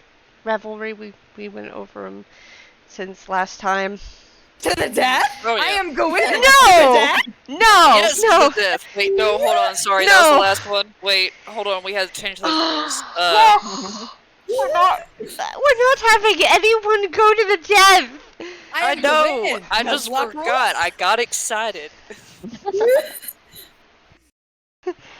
Okay, we're going to go outside in front of the archives. Mhm. There's a little slightly clearer area so we don't trip or damage the plants. This place Does anyone? has its Question. very own sparring arena. Oh yeah, I love it. pre-made. Question: Does Awesome. anyone have a penchant to explode? Is Revelry asking this of everybody? Yes. Looks Maestro Yeah. Maestro looks up in the sky for a second as though he's like contemplating this very, very hard. And then he says, I don't believe so. Okay, good, because that would determine the range that we have to like vacate. Mm-hmm. Oh, I'm sorry. He says I do not believe so. He doesn't do contradictions or contractions. Yeah. So I got to remember that about him. Yeah, everything Love is it. do not, cannot. etc. Fancy. I Yes, love yes, yes. the unique speech. Very cool. Yes. Gwyn raises a hand. Dubhán Yes. puts down Gwyn's hand. They're like, never mind. No, don't worry about that. It's more of a my sibling is about to say something. No. No. We'll keep this one to ourselves for now. Yes. Yes. Mm-hmm.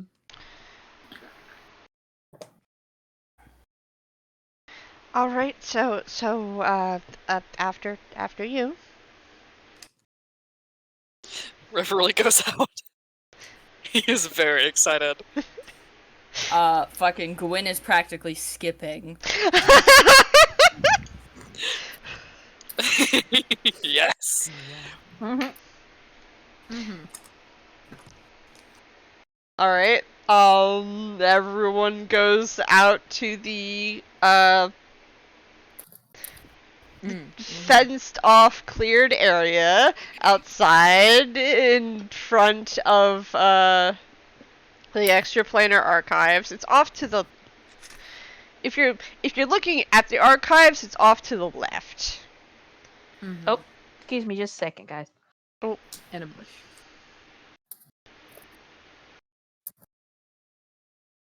There's a single bush and a road runner that speeds off going. Wah, wah.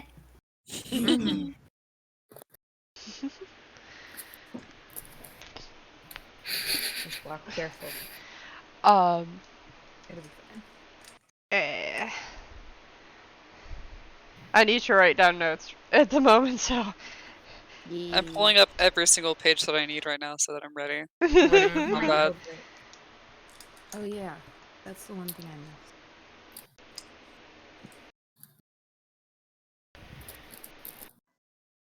missed. Somebody was mysteriously knocking at my door. All right, as you guys get to the arena, Maestro gestures and goes, so one at a time, everyone get into the area with Revelry, and I will take notes. Can Gwyn and Dubhán do rock, paper, scissors? Yes, roll me a d3, each of you. Mostly because I know Gwyn wants to go first, and Dubhán is a shithead.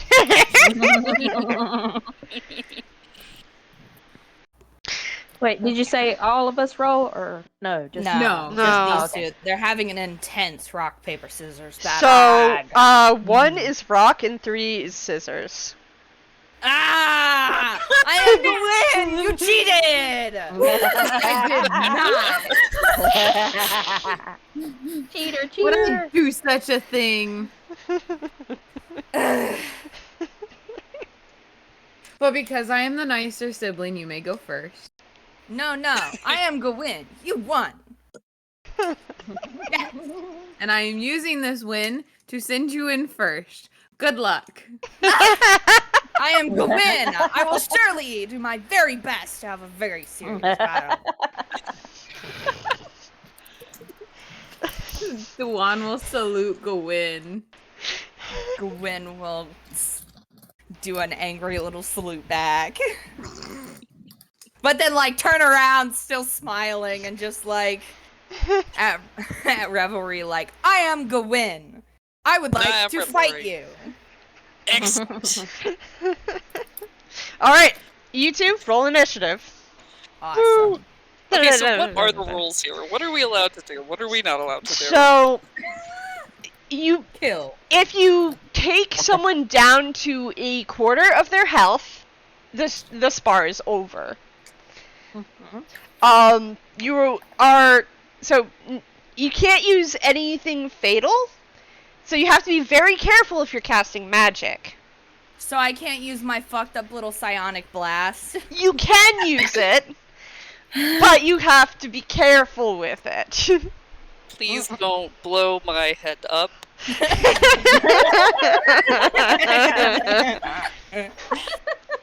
And it looks like Revelry is going first.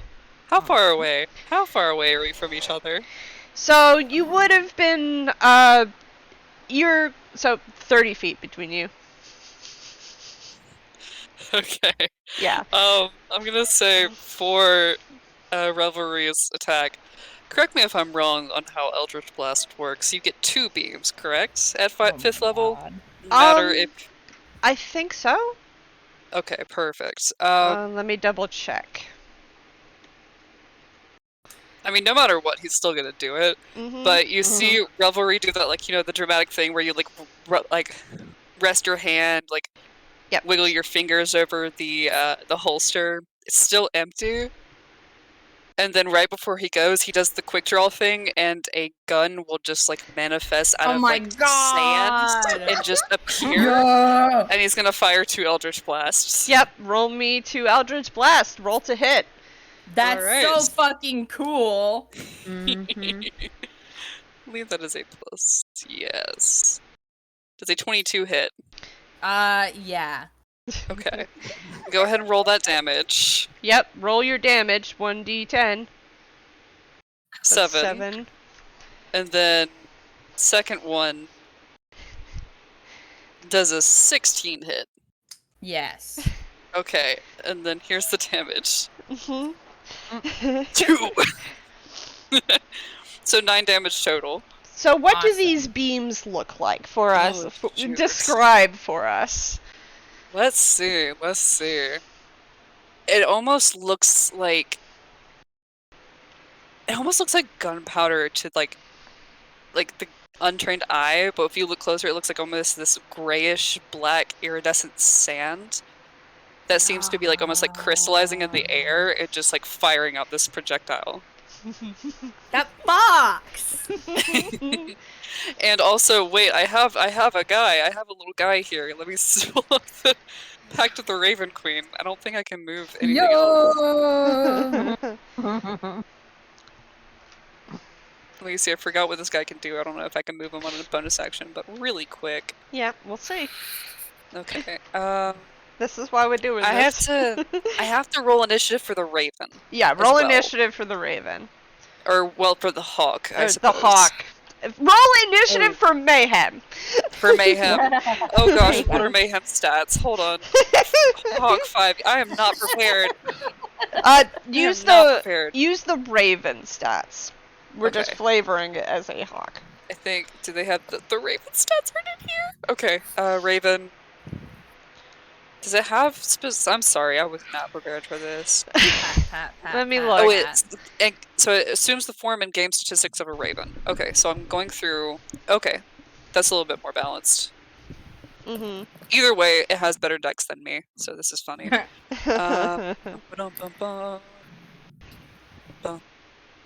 Okay, also 19. We'll just say it moves after you. Okay. So that was my action, and I mean, yeah. That was your action. Do you have a bonus action? I do not have a bonus action. Do you want to move? Wait, actually, I do have a bonus action. The- I would like to This- move a little bit back. The space you have is 120 feet, loosey-goosey. Okay. Alright, so I'm gonna just do like 30 feet of my movement back, just kind of like almost like circling back. And I'm going to cast Shield of Faith on myself as a bonus action. Is that a... Oh, right, because your first spell was a... Yeah, that works. Cantrip, yeah. Yep, first spell is a cantrip. You can do that. Beautiful. Okay. That is my turn. And now the hawk goes. What is the hawk doing? It's probably just gonna, like, fly... Mayhem's gonna fly up and kind of start circling around the top. Okay. So maybe, like, flying above, I find it... Wait, is it Gwyn or Dubhán? It's Gwyn. It's Gwyn. Okay. Yes! Go, Mayhem! Go! Go, Mayhem! So, Yeah. Mayhem takes off from your shoulder and starts circling above Gwyn. I am Right. Gwyn. You are very strong. Thank you! I appreciate that. It is now Gwyn's turn. I am Gwyn. Unfortunately, I enjoy battling seriously because a serious battle is the only fun kind of battle. I couldn't agree more. So I have a question. Revelry, you're a Warforged, right? Are you gonna heat metal me? No, I wish. I wish. Yes, I am Warforged. Unfortunately, your body is being worn. I think heat metal, I don't remember specifically, but that... I believe you can. I believe because you can cook people in their armor, basically. Oh, right. It's shocking grasp, maybe. I'm not sure. I there's just have something. a question. Yes. Do you think knock would work on Revelry? Oh my goodness. Please If you ring can him like a bell. knock. What? Knock. One sec. It's basically, it's where you unlock shit. It makes the really loud noise, and it unlocks shit. So I'm just like, does Revelry have something like a piece of them that can be unlocked, like opened? Like, you know, like a chest thing, like I mean, he does have like a chest little hinge, like little like container. This is hilarious. I love this. How far back did Revelry move from? He did his full movement, so 30 feet. Okay. the range is 60 feet. So you'd have to move 30 feet up to get within range, I think. Wait. Nope, because they were 30 feet apart. Yeah, you're right. You don't have to move up. Yeah. Cool. So, This is so funny. Oh my gosh. I would argue that Revelry is not an object. yeah.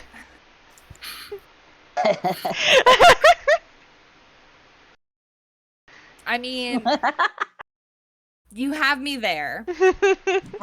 And any doors on Revelry would be considered part of Revelry. Damn. It would have been funny though. It would have been funny, so but funny. like Warforged are not objects, they are people. I am a person. That's right. He's a construct. I mean, if I love that Revelry, idea though. if Revelry was, for example, in low power mode, it would have worked. But Revelry is not asleep. Fuck yeah. Prank potential. Yes. So Gwyn is going to move forward 30 feet. He is going to point at Revelry, and he is going to say, I am Gwyn. I like combinations of 2 or more battle styles. I am a train engineer. Laugh. And he is going to cast hideous laughter. So that means Oh, that Cryptid, you beautiful. need to make a wisdom saving throw, I believe. Oh, Yes. beautiful. Make a wisdom saving throw. Against Gwyn's save DC.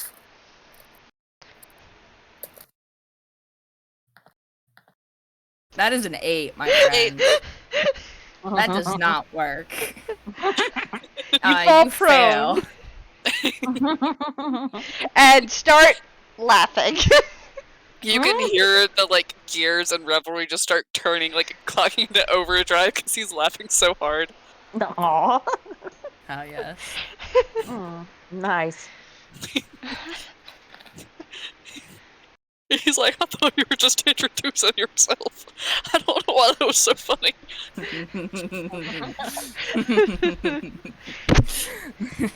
So I am prone. You are prone. That is your action. You have a bonus action, and if you moved up 30 feet, you no longer have movement. Yep. Let me see if I have any bonus action stuffs. Mm-hmm.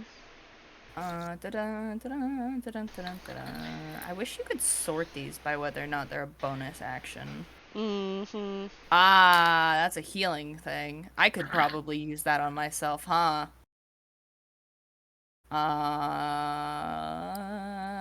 Yeah, sure. One bonus action. So he is going to then cast Healing Word on himself. Mm-hmm. And that is 1d4 plus 6. So is Healing Word, is Healing Word a first level spell? It is indeed. Okay. Because, after casting a, you can only cast, a cantrip or a first level spell after casting any number of level of spells for your action. Uh-huh. Mhm. It is labeled specifically as a bonus action though, so Yee. I'm gonna roll for that. Mm-hmm.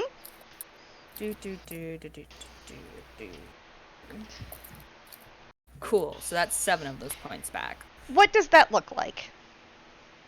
Well, it is verbal, Mm-hmm. so he's going to kind of just pat himself down, and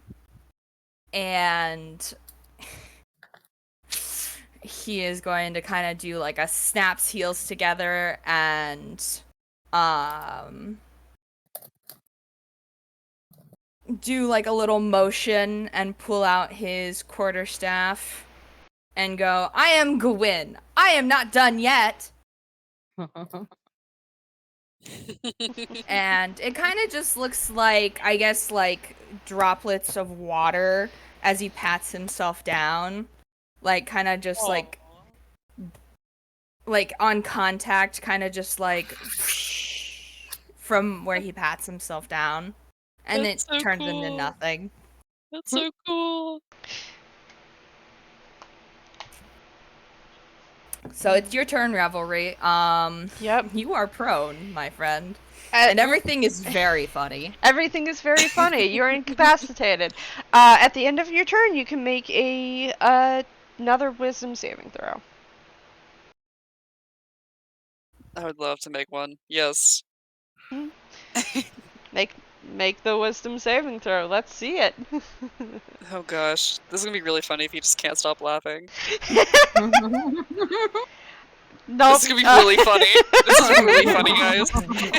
You're rolling in the dirt, the dust, and you can't. Kicking up, his gears will stop turning. It's so funny. Can't catch his breath. Didn't have one in the first place. So wow, everything is so funny today. He's just having the best time.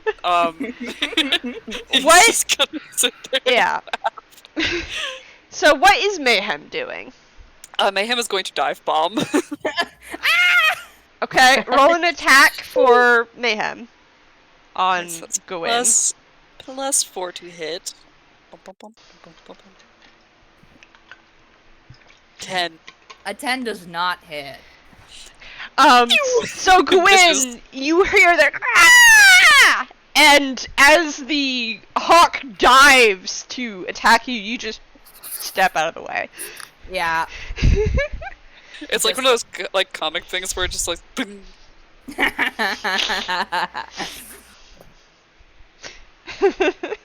Gwyn just like waves at the bird, just like, I am Gwyn. Hello, little friend. Jesus Christ. Oh my god. As it takes off into the air again. Now it's your turn, Gwyn. Awesome. Is Revelry like saying anything as they're laughing? I don't think they're just laughing. They're like, I've never found anything this funny before.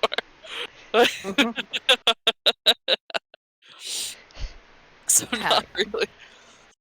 Hell yeah. So Gwyn is going to go over the 30 feet to Revelry. And God. I'm gonna have, oh God, this is funny. He's gonna take his quarterstaff and he's gonna donk Revelry and cast Thunderclap. Holy crap. So, that's a save, right? Yeah, it's a Constitution save. Revelry, you have disadvantage on this. Oh. Because it's electricity. Oh, shoot. Are you gonna fry my... I don't have circuits. Are you gonna... You're grinding my gears here, pal. Alright, here's the first one. Already, that's... Yeah, it's gonna fail. Yeah. Let's see if you get a 1, though. Oh, great. Thanks, Har. It'd be funny. No. No. I don't. Yeah. So that 4. But because you've taken damage, you can also make your wisdom saving throw. At advantage, correct? Mm-hmm. Let me roll that damage as well. Yee. 2d6. And That is 7. Mm-hmm. Okay. And what does this thunderclap look like for us? So since he was very wise and he was using his quarterstaff so he wouldn't electrocute himself, it's like he uses probably, so his quarterstaff is long, and it's capped on each end with a red tip and a green tip, and he probably uses the red tip, and so he just kind of like doinks it off, and like with the point of contact, it's like a crack of thunder, with like a little bit of sparks, and it just makes this loud, almost like clattering metal thunder sound. Nice. Just like boom. So does a 16 make Gwyn's spell DC? Yes, a 16 does. Oof. It's a little everything's a little less funny now. You're a little more fried. Yeah. He's gonna stand up after getting just a jolt of electricity through his system and just be like, gonna use half his movement to get up and kind of like tower a little bit over Gwyn. It's like, well, this is getting fun. Violence, Violence. Oh shoot! I could be mean here Awesome. because it's a spellcaster. Awesome. Should I? Is the question. So you know the rules. I'm not gonna kill. Mhm. Definitely not. That's it? Okay, I'm gonna cast silence. What does silence look like? I feel like everything goes like a little bit like monochrome Ooh. around them, and everything just gets muffled. Mm-hmm. Hold on, let me pull it up. Let me pull that spell up. Mm-hmm. I don't know if I can. So, like, there's something wrong with the sun. The area around you, Gwyn, just loses all of its color.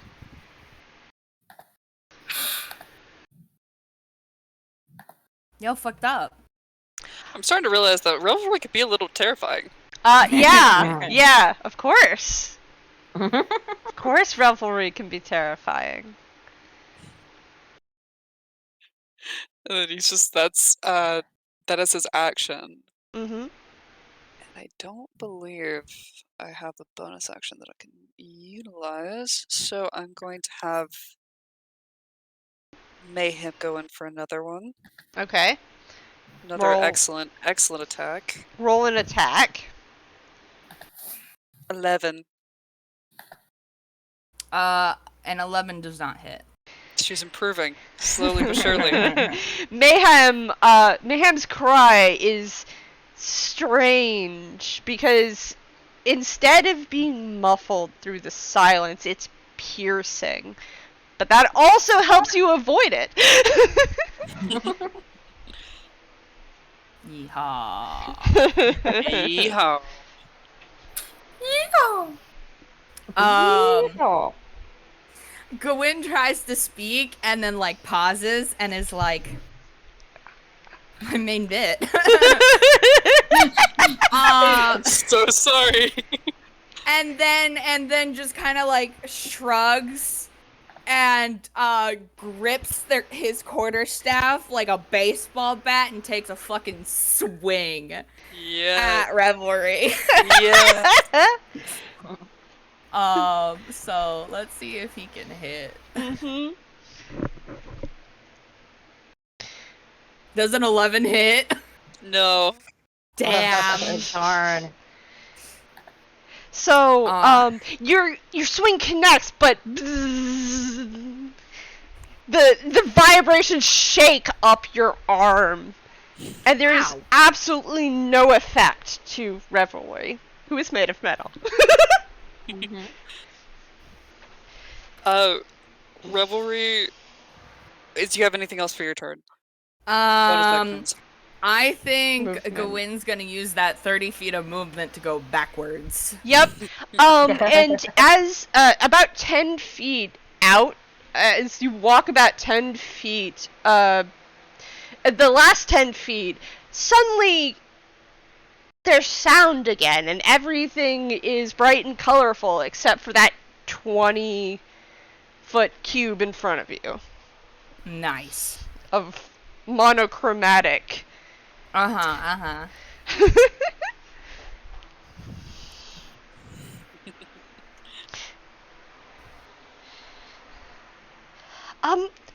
Bernard pipes up from the side. Well, you wanted to do one more round, and then we can let someone else go. I am Gwyn. I do not want to do just one more round. Revelry also seems to say something within the monochrome bubble, but you cannot hear it. But he's just like, thumbs up.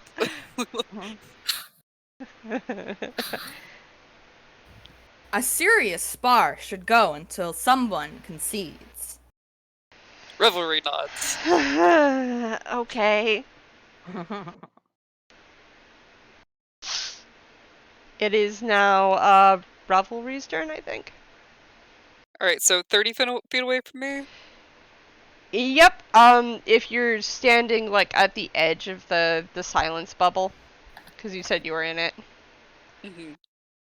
Okay, so I'm going to charge out of the silence bubble, and as soon as I get out with my movement, so like 30 feet of movement, am I within range, like 5 feet melee range?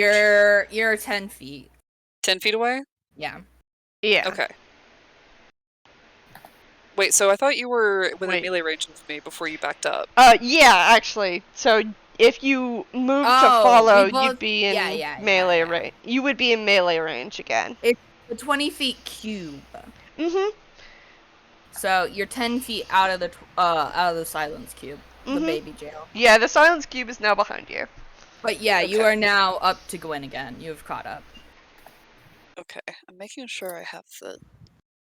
Okay, I've got one more spell slot left. I'm burning all my spell slots, but this is worth it.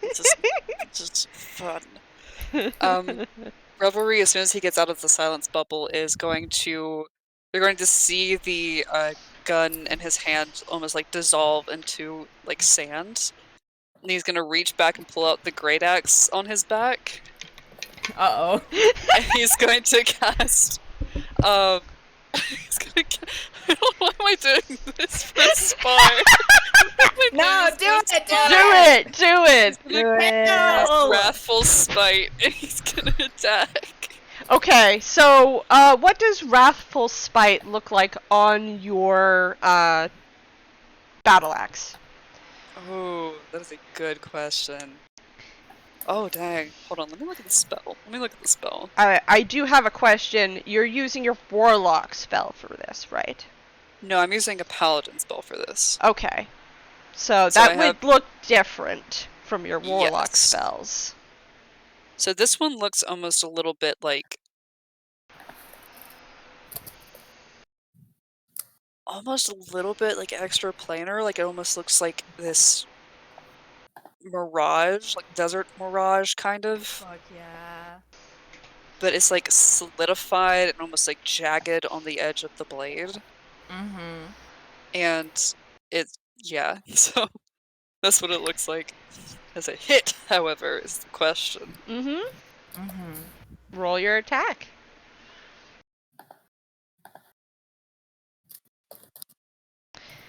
Yeah, 17 hits.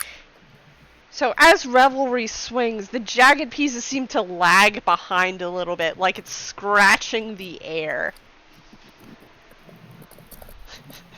Okay, I'm going to need Gwyn to make a wisdom saving throw.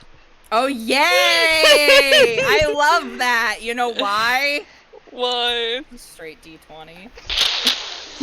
That 14. failed. You are afraid of me. Damn. Oh, yeah. I really should have picked a different smite for this. Sorry. Roll your damage. No, this is great. I really picked a character that would love to spar and then just went absolutely bloodlusted. Okay. 11 damage plus. Hold on. Mm-hmm. How are you looking? Are you looking okay? I'm at over half at the moment. Before the wrath comes in with the damage. Okay. 3 psychic. I'm still I'm okay. Like I'm a bit above half. So Good. So Gwyn, as this attack hits you, there's suddenly dark. It's like the sun went out for a moment, and Revelry is the only thing lit, and he is very tall. Dang. I'm so sorry, Gwyn. And you hear bells for a moment.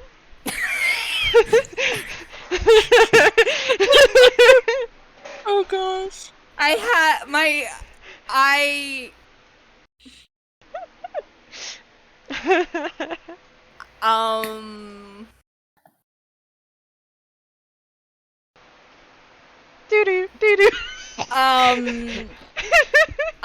My brain gave me an instinctual response, and I'm like, wait a second.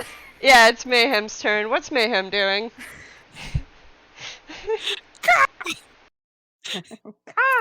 Caca. Mayhem's gonna keep on trying. Mayhem's got her mind of her own. She's doing great. Mm-hmm. Oh my god! That's a whopping 2d1s. Oh my. It's just 2 points of damage. Man. So it would actually be 4 because natural 20 is. Wait, you didn't roll the damage? It's 1d1 piercing damage. The highest she can get is 1. Or the lowest she can get is 1. It's just 1. Okay, so it's 2. 2 damage. 2 damage. 2 damage. As you're trying to consider what you're going to do next with this fear and these No, strangely no, bells. honey. Mm? I want to walk you guys through my thought process. I'm ready. Thought process, okay? Gwyn's having a great time. Gwyn's having an excellent time. Not a lot of people love to be super serious about spars. So this is an adrenaline rush. I see. It's like he's having a great time. Like almost immediately he was like, "Oh, this person's super strong and like I'm pretty sure they outclass me. I'm so excited to see what's going to happen." And then whole ass, you were like, "Yeah, Gwyn's frightened." And I was like, "Okay." And then you tacked on and you hear bells ? And my dumbass brain immediately went, wedding bells? And that's why I was like completely just like struck dumb and like needed a sec. No, not wedding bells. It's doo doo doo doo doo doo. No, listen, Heart. You can try all you want, but like, that was the first instinct, and that's what's sticking. Oh man.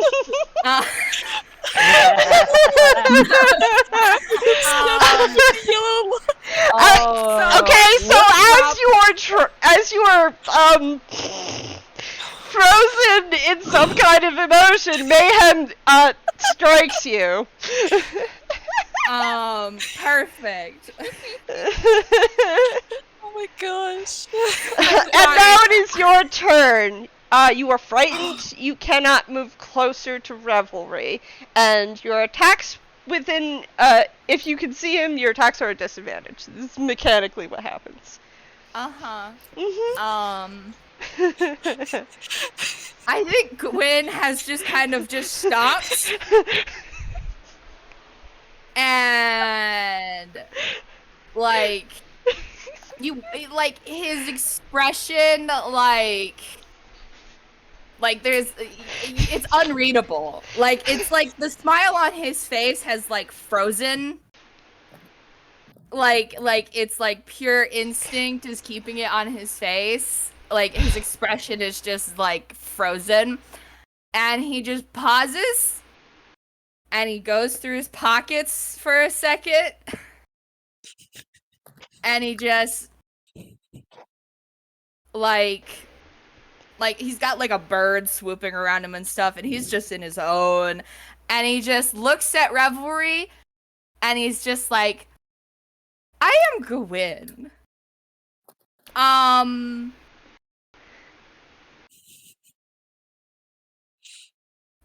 do not believe that it is appropriate to propose to a coworker. I would like to concede this spar. Mm-hmm.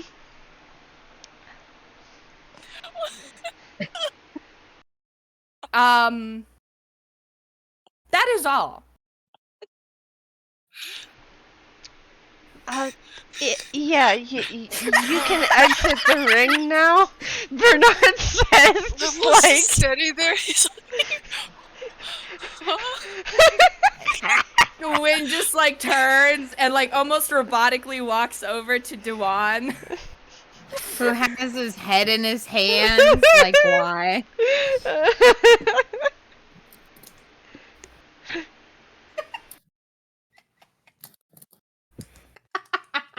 He just looks at Dubhán and is like, I am Gwyn. I think I am bleeding. I am Dubhán. You are. I can help with that. I can also here. help. I'm sorry. I feel bad. What? I don't know if I should. I don't know who won this one, guys. Did anybody really win this one? Mayhem. Yeah, won. Mayhem won this. Mayhem right. goes and lands on Revelry's shoulder. I'm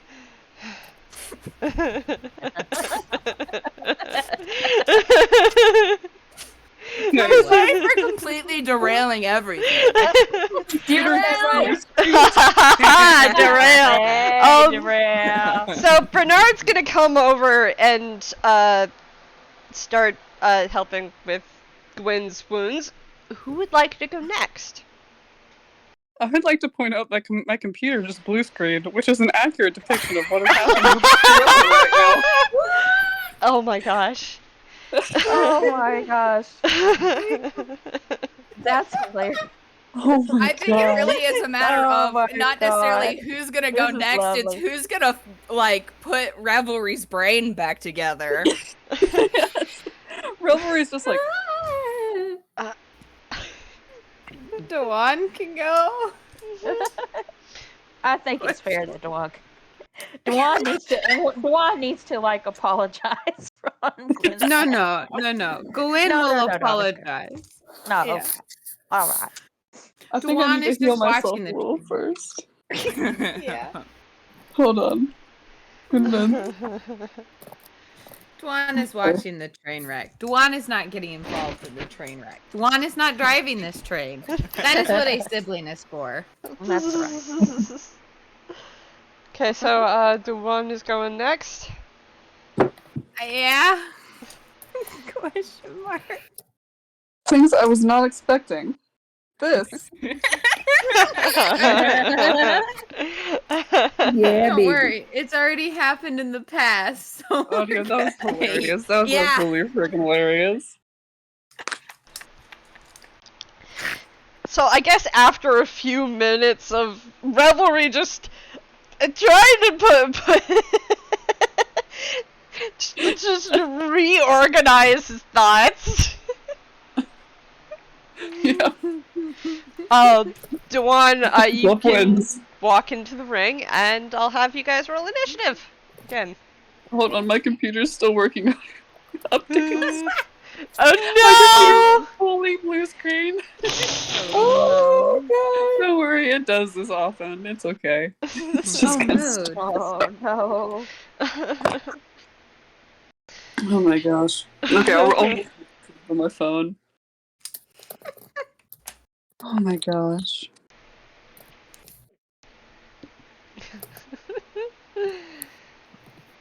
This has gone so many different places. Yeah. Wow, Gwyn, I can't believe you're getting married and have a child already. Also roll for Bird. Don't forget to roll for him, Mayhem. Gwyn just like speed rushed the whole relationship thing. Okay. You must stop at every station on the way to the destination. You cannot skip it. So, Not how your train works. Revelry is going first, and then it is Dubhán, and then it is Mayhem. Okay. Okay, what do I have? Okay. I'm gonna do I'm just gonna go on my phone for. Oh wait, no, my computer's back. Yay! Yay!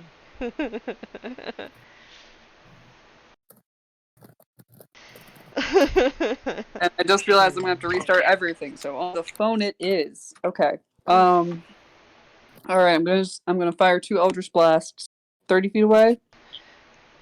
Mm-hmm. Yeah. You guys reset to 30 feet apart. Mm-hmm. So silence is probably still up, as long as Oh. you are still concentrating on it.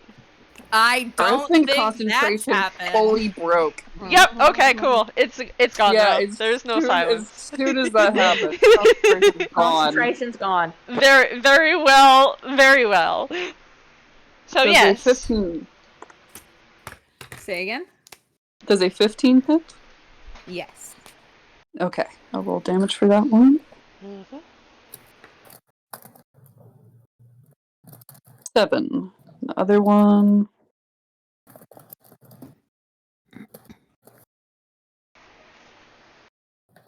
Does a 14 hit? Yeah. Okay. Oh, I gotta type properly. Nope, not 20. Not 20. That would be bad. Okay, so that's 14 force damage. Okay. Okay, I'm also switching to my computer. Give me 1 moment. Mm-hmm. So are they just like utterly silent during this? I have to ask.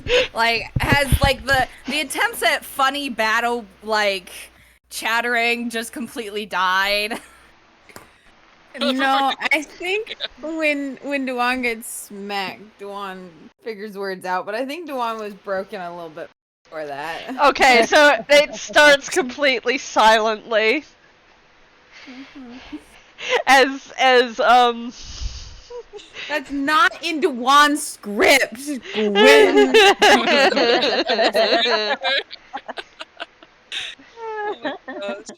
Oh my gosh. I love this so much. This is incredible. I know it is. Alright. Alright. Okay, I believe it's your turn.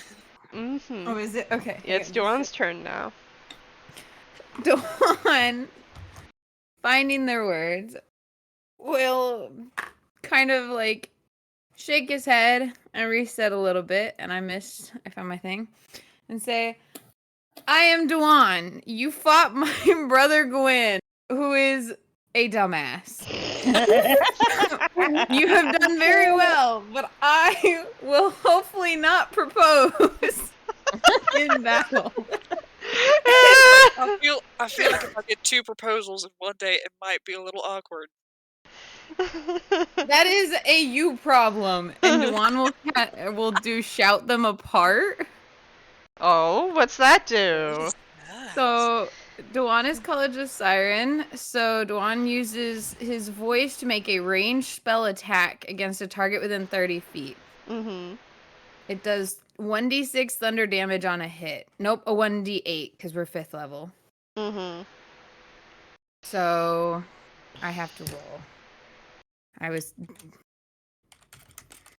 So is this to hit? You said it's a ranged one, right? It is a ranged spell attack, yes. So Altaria has to roll to hit. Yes, not mine. Does a 26 hit? That's a natural 20 20. hit. Roll damage and then describe what this looks like. What do you say? Yeah, what are you saying? What are you singing? No, it was the fucking Oh. speech that he did, and then that was how he cast it. Okay, so what does the reaction of the magic look like, let's say? Probably After. just like, because it casts thunder damage, so it's probably just like shockwaves of the voice, like on that last sentence, it just kind of like blasted it. Have you guys ever seen Present Mike, the way he kind of like Yes. Yes, Does the blasty so that's thing? happening with That's a You problem. Yeah! So that's 8 damage, I believe. Yes, because Yeah. Is it 1d8 or 2 at level 5? I can... Hang on, I got you, Boo. I Yes, can send the please. doodad. Yes, please. I would like to know. Please obliterate Revelry in like one hit. I think Gwyn has already done that. Oh, yeah, okay, 1d8. Yep. Yeah, that's 8 damage. Woo! That's cool. Yeah. Yeah. Gosh, they're killing me. They're killing me. Yay, we're winning! I thought lethal Yay. damage wasn't allowed. Bernard just like pipes up. Revelry, are you all right? Do you need some healing before you go on to the next round? I'm good. I'm okay. I'm just. I got some. He's just gonna fire his gun. Is there anything left on Dubhán's turn?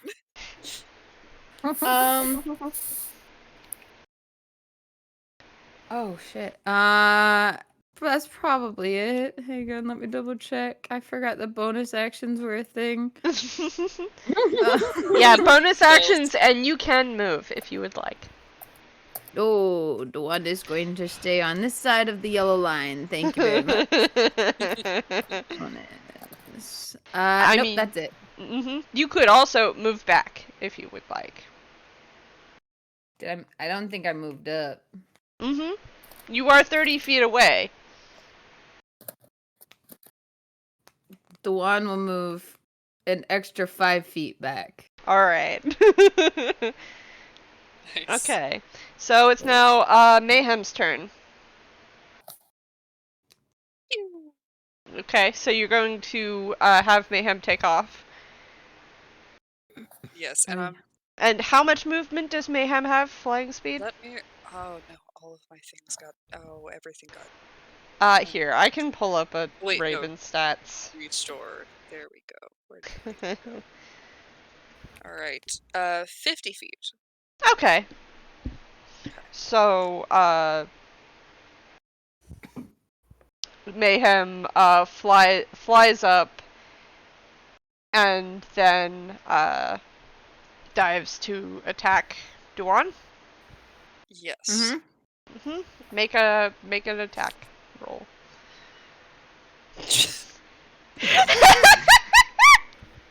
We're just bullying each Ain't other. no way. There's no way. 2 damage. Yep, 2 damage. Mayhem cries and dives and strikes you, Well, that's just rude. and then flutters in your face a little bit before going back up a little bit above you. I'm so How sorry. much damage was that? 2. 2. 2. Aw. Good job, ma'am. Good job. Ooh, damage. We're proud of you. Mayhem's doing so great. good. Mayhem's got 2 natural 20s. That's right. That's right. It's now Revelry's turn. It's a Okay, you so- problem. Really hit hard. Yeah. Revelry's shaking up. Revelry's really shaking up, guys. Let's see. I think I'm going to. I'm gonna do another round of Eldritch Blasts. Gonna walk about maybe 30 feet back. Yeah, And then I'm you're still within range. That would be like 65 feet. And Eldritch Blast is 120 foot. oh yeah. Does a 21 hit? Yes. Okay. 5 damage. Uh-huh. Second one. Natural 1. I think this time he's still he is absolutely shaken up. He's got the whole fight with Gwyn, and then the it's a you problem. He just goes and his gun partially dissolves. He's like,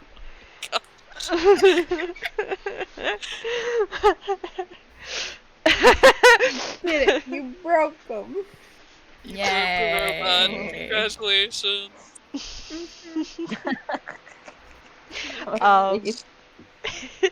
It is now Dubhán's turn if you don't have anything left for Revelry. That's my turn.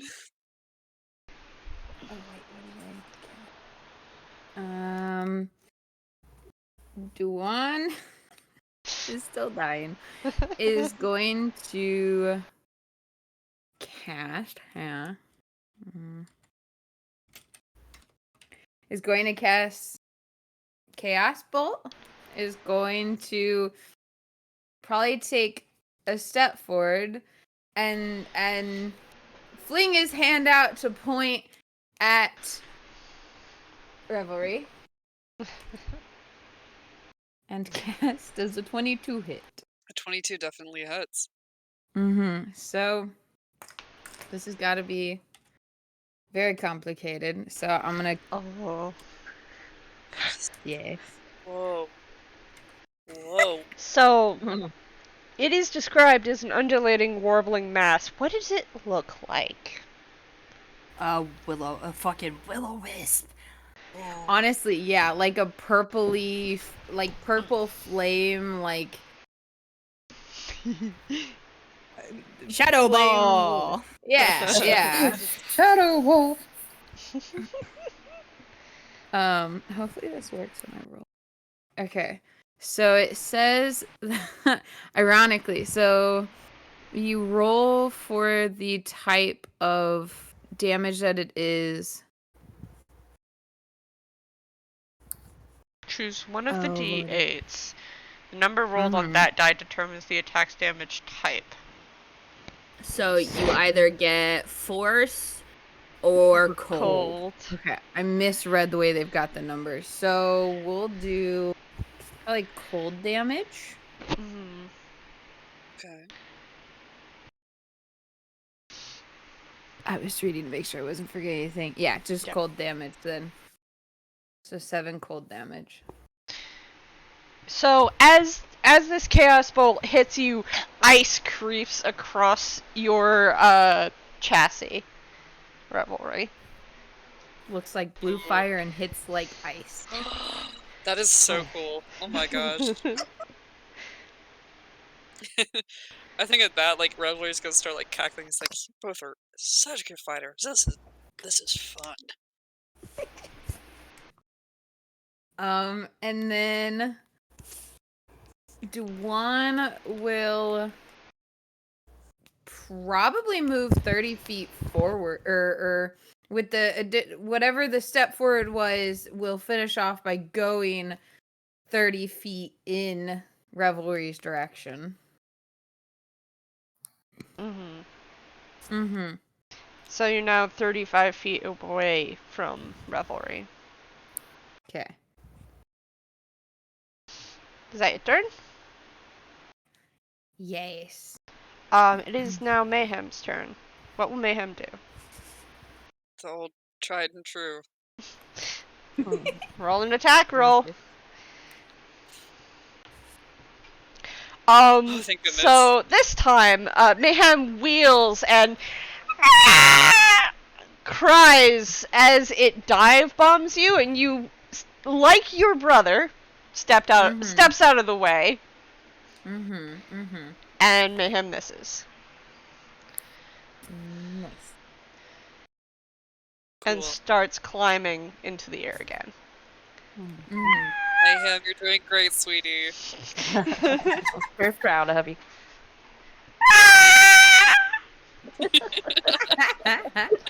Oh my gosh. It is now top of round. Revelry's turn. How is Revelry looking, by the way? Little under half. Little under half. Okay, so you're still alright. Well, actually no, like a little bit over half actually. A little bit over half? Okay, yeah, you're still ready to go. Bernard's not going to step in and stop the spar just yet. Your turn. Alright, I'm gonna do another round of Eldritch Blasts. The gun is gonna reform back and then take a few shots. That is a 12 hit, I'm guessing not. That hits. Oh, 12 hits? Meets a pizza. Ah, yes. No, my AC is 11, y'all. That's What? sad. I'm a bard! Usually we don't go head to head against a padlock. I apologize. Listen, we said they like Natural to one. fight. We didn't say they were good at it. Yeah. They're doing great. They're doing great. Right. So, 1 damage, and then what does it look like when you roll a natural 1? How does this screw up? The gun almost It's a disaster. Have you ever seen when a bomb goes off in sand and it just kind of goes like? Yeah. It almost looks like that. Like the sand will kind of the gun will almost solidify around where the muzzle is, and then it's just going to kind of implode a bit into this almost what is it, like the kinetic sand kind of, where it just kind of juts out and then just comes back together. Man. Okay. That is my turn. All right. Dubhán, your turn. How is Dubhán looking? Okay, how much damage was that last Eldritch Blast set? 1. 1. Okay. 1 So- force. Just, if my math is correct, just under half, which Okay. it should be. I'm Mhm. splitting things weird. So, Dubhán, did Revelry move any? Remind me. I think it did back up 30 feet. Yeah. Okay. Right? That was its turn. You had enough movement to back up 30 feet. So, yeah. So, that would mean that actually, Revelry, your back's against the fence now. Because we were 35 feet apart at the start of your turn and the end of mine. So if you backed up again, then... Then, you are now 65 feet away from Revelry. 60. Okay.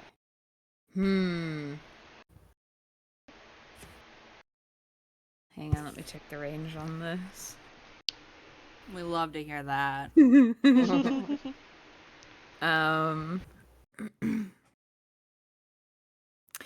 Damn, it's too close. Unless I can't read.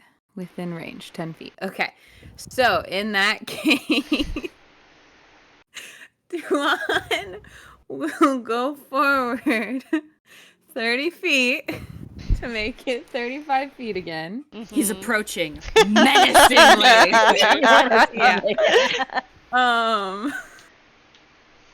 And will cast Vicious Mockery and Tear him apart. Oh, Tear him no. apart. And what do you say?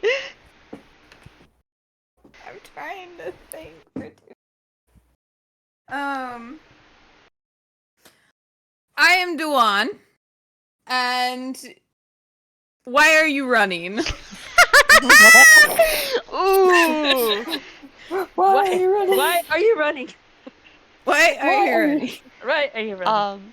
Remind That's a us. wisdom save. Yeah. The wisdoms of.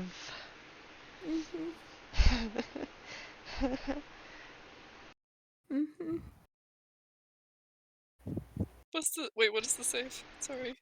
It is a wisdom save, so a wisdom saving throw. Both Gwyn and Dubhán have a wisdom save. Yeah. 9. The DC was 14. That is a fail. Dubhán pointed again as he said this, and I don't know if there's any like visible component to it so much as maybe like heat wave style this time. Revelry gets blown back by it. The fence rattles a a little bit. So it's 2.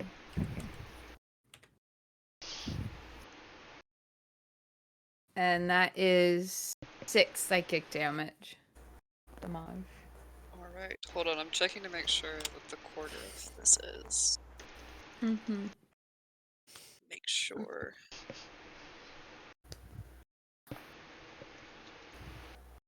Pulling up the calculator, because it's an odd number. Okay, I'm still above a quarter. Getting close though. Oh my gosh. Jeez. Mm-hmm.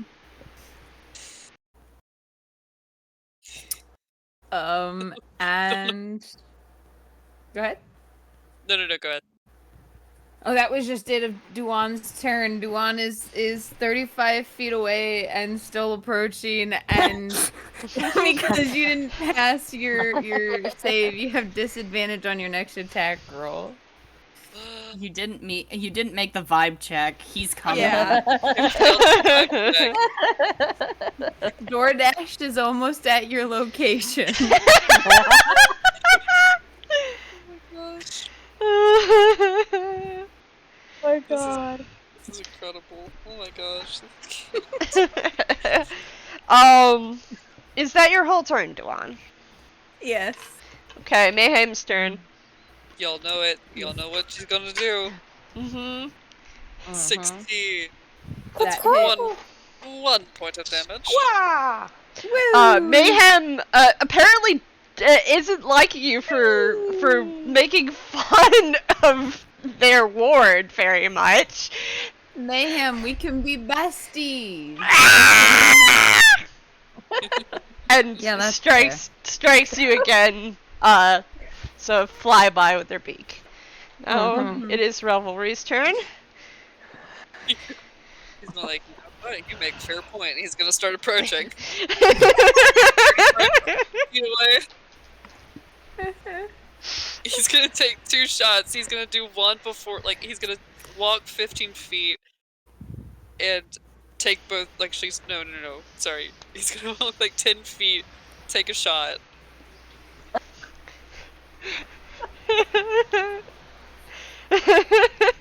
26. Yeah, that hits. 8 damage. Dubhán will dramatically, and we're talking like this dude went to acting school, will dramatically swoon and fall to the ground. And making faux death noises the entire way down. And as Dubhán does that, Bernard pipes up. I guess that's a concede. Revelry's gonna, like, hurry over and, like, offer a hand up. He's like, that was an excellent fight. Good job to both of you. Dubhán will take the hand and say, yes, same to you. Give 3 points of lay on hands, because it's all I have left.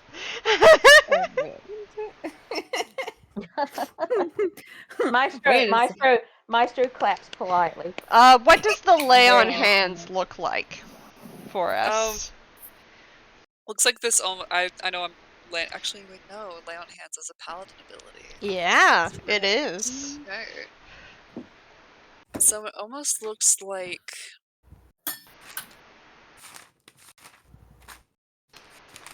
Almost like shimmers like a night sky.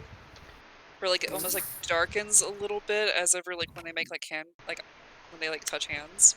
And this is gonna kind of climb off with, like, little sparkles of starlight here and there, and then it's just gonna kind of, like, gleam over the wound and then heal it a little bit.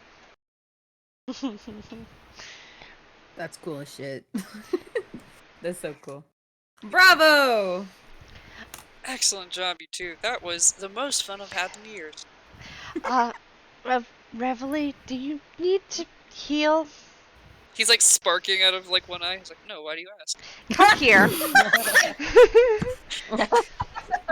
Bernard, like, walks up to the fence and holds up his hands. Come here. Okay. He's gonna walk over. And when you get within range, let's see. take a cure wounds. Roll 1d20. Wait. L. 1d8 plus 3. I'm bullshitting. I don't know. 10. I will take it. Mm-hmm. I think Dubhán needs some as well if you've got any left. I really appreciate it. Thank you. Yes. And I'll describe the magic that flows from Bernard's hands is it sounds like pages rustling and ink kind of like flows up from his hands and just kind of it lays over the wounds. The wounds seal themselves back up. Ooh. Wow. Wow. Wow. Wow. Wow. So who's going next? I wanted to go Raises. next, but I'm not done. I'm not ready. Raises It's okay, a it's okay. hand. We should probably stop then. Yeah. And we'll Yeah. start And then with pick the first one. Zyzie next time. It'll be a Bernard takes one look at everyone and is like, well, actually, let's take 5. Let's Just a quick Revelry needs a minute. Probably a good let's idea. actually Yeah. let's actually take an hour. Short rest. Short rest. Revelry gets back 2 spell slots. Yay! For the warlock. Yay! There you go. Slots. And that concludes our day today. Oh Yeah. my god. Part 1 of Fight. Yes. Was not expecting any of that. That was beautiful. Oh my gosh. It's a lot of fun. Thank you all for joining us. Yes. Thank Thank you you for guys. Yay. And we'll see you next time. Bye. Take care. Bye. Bye.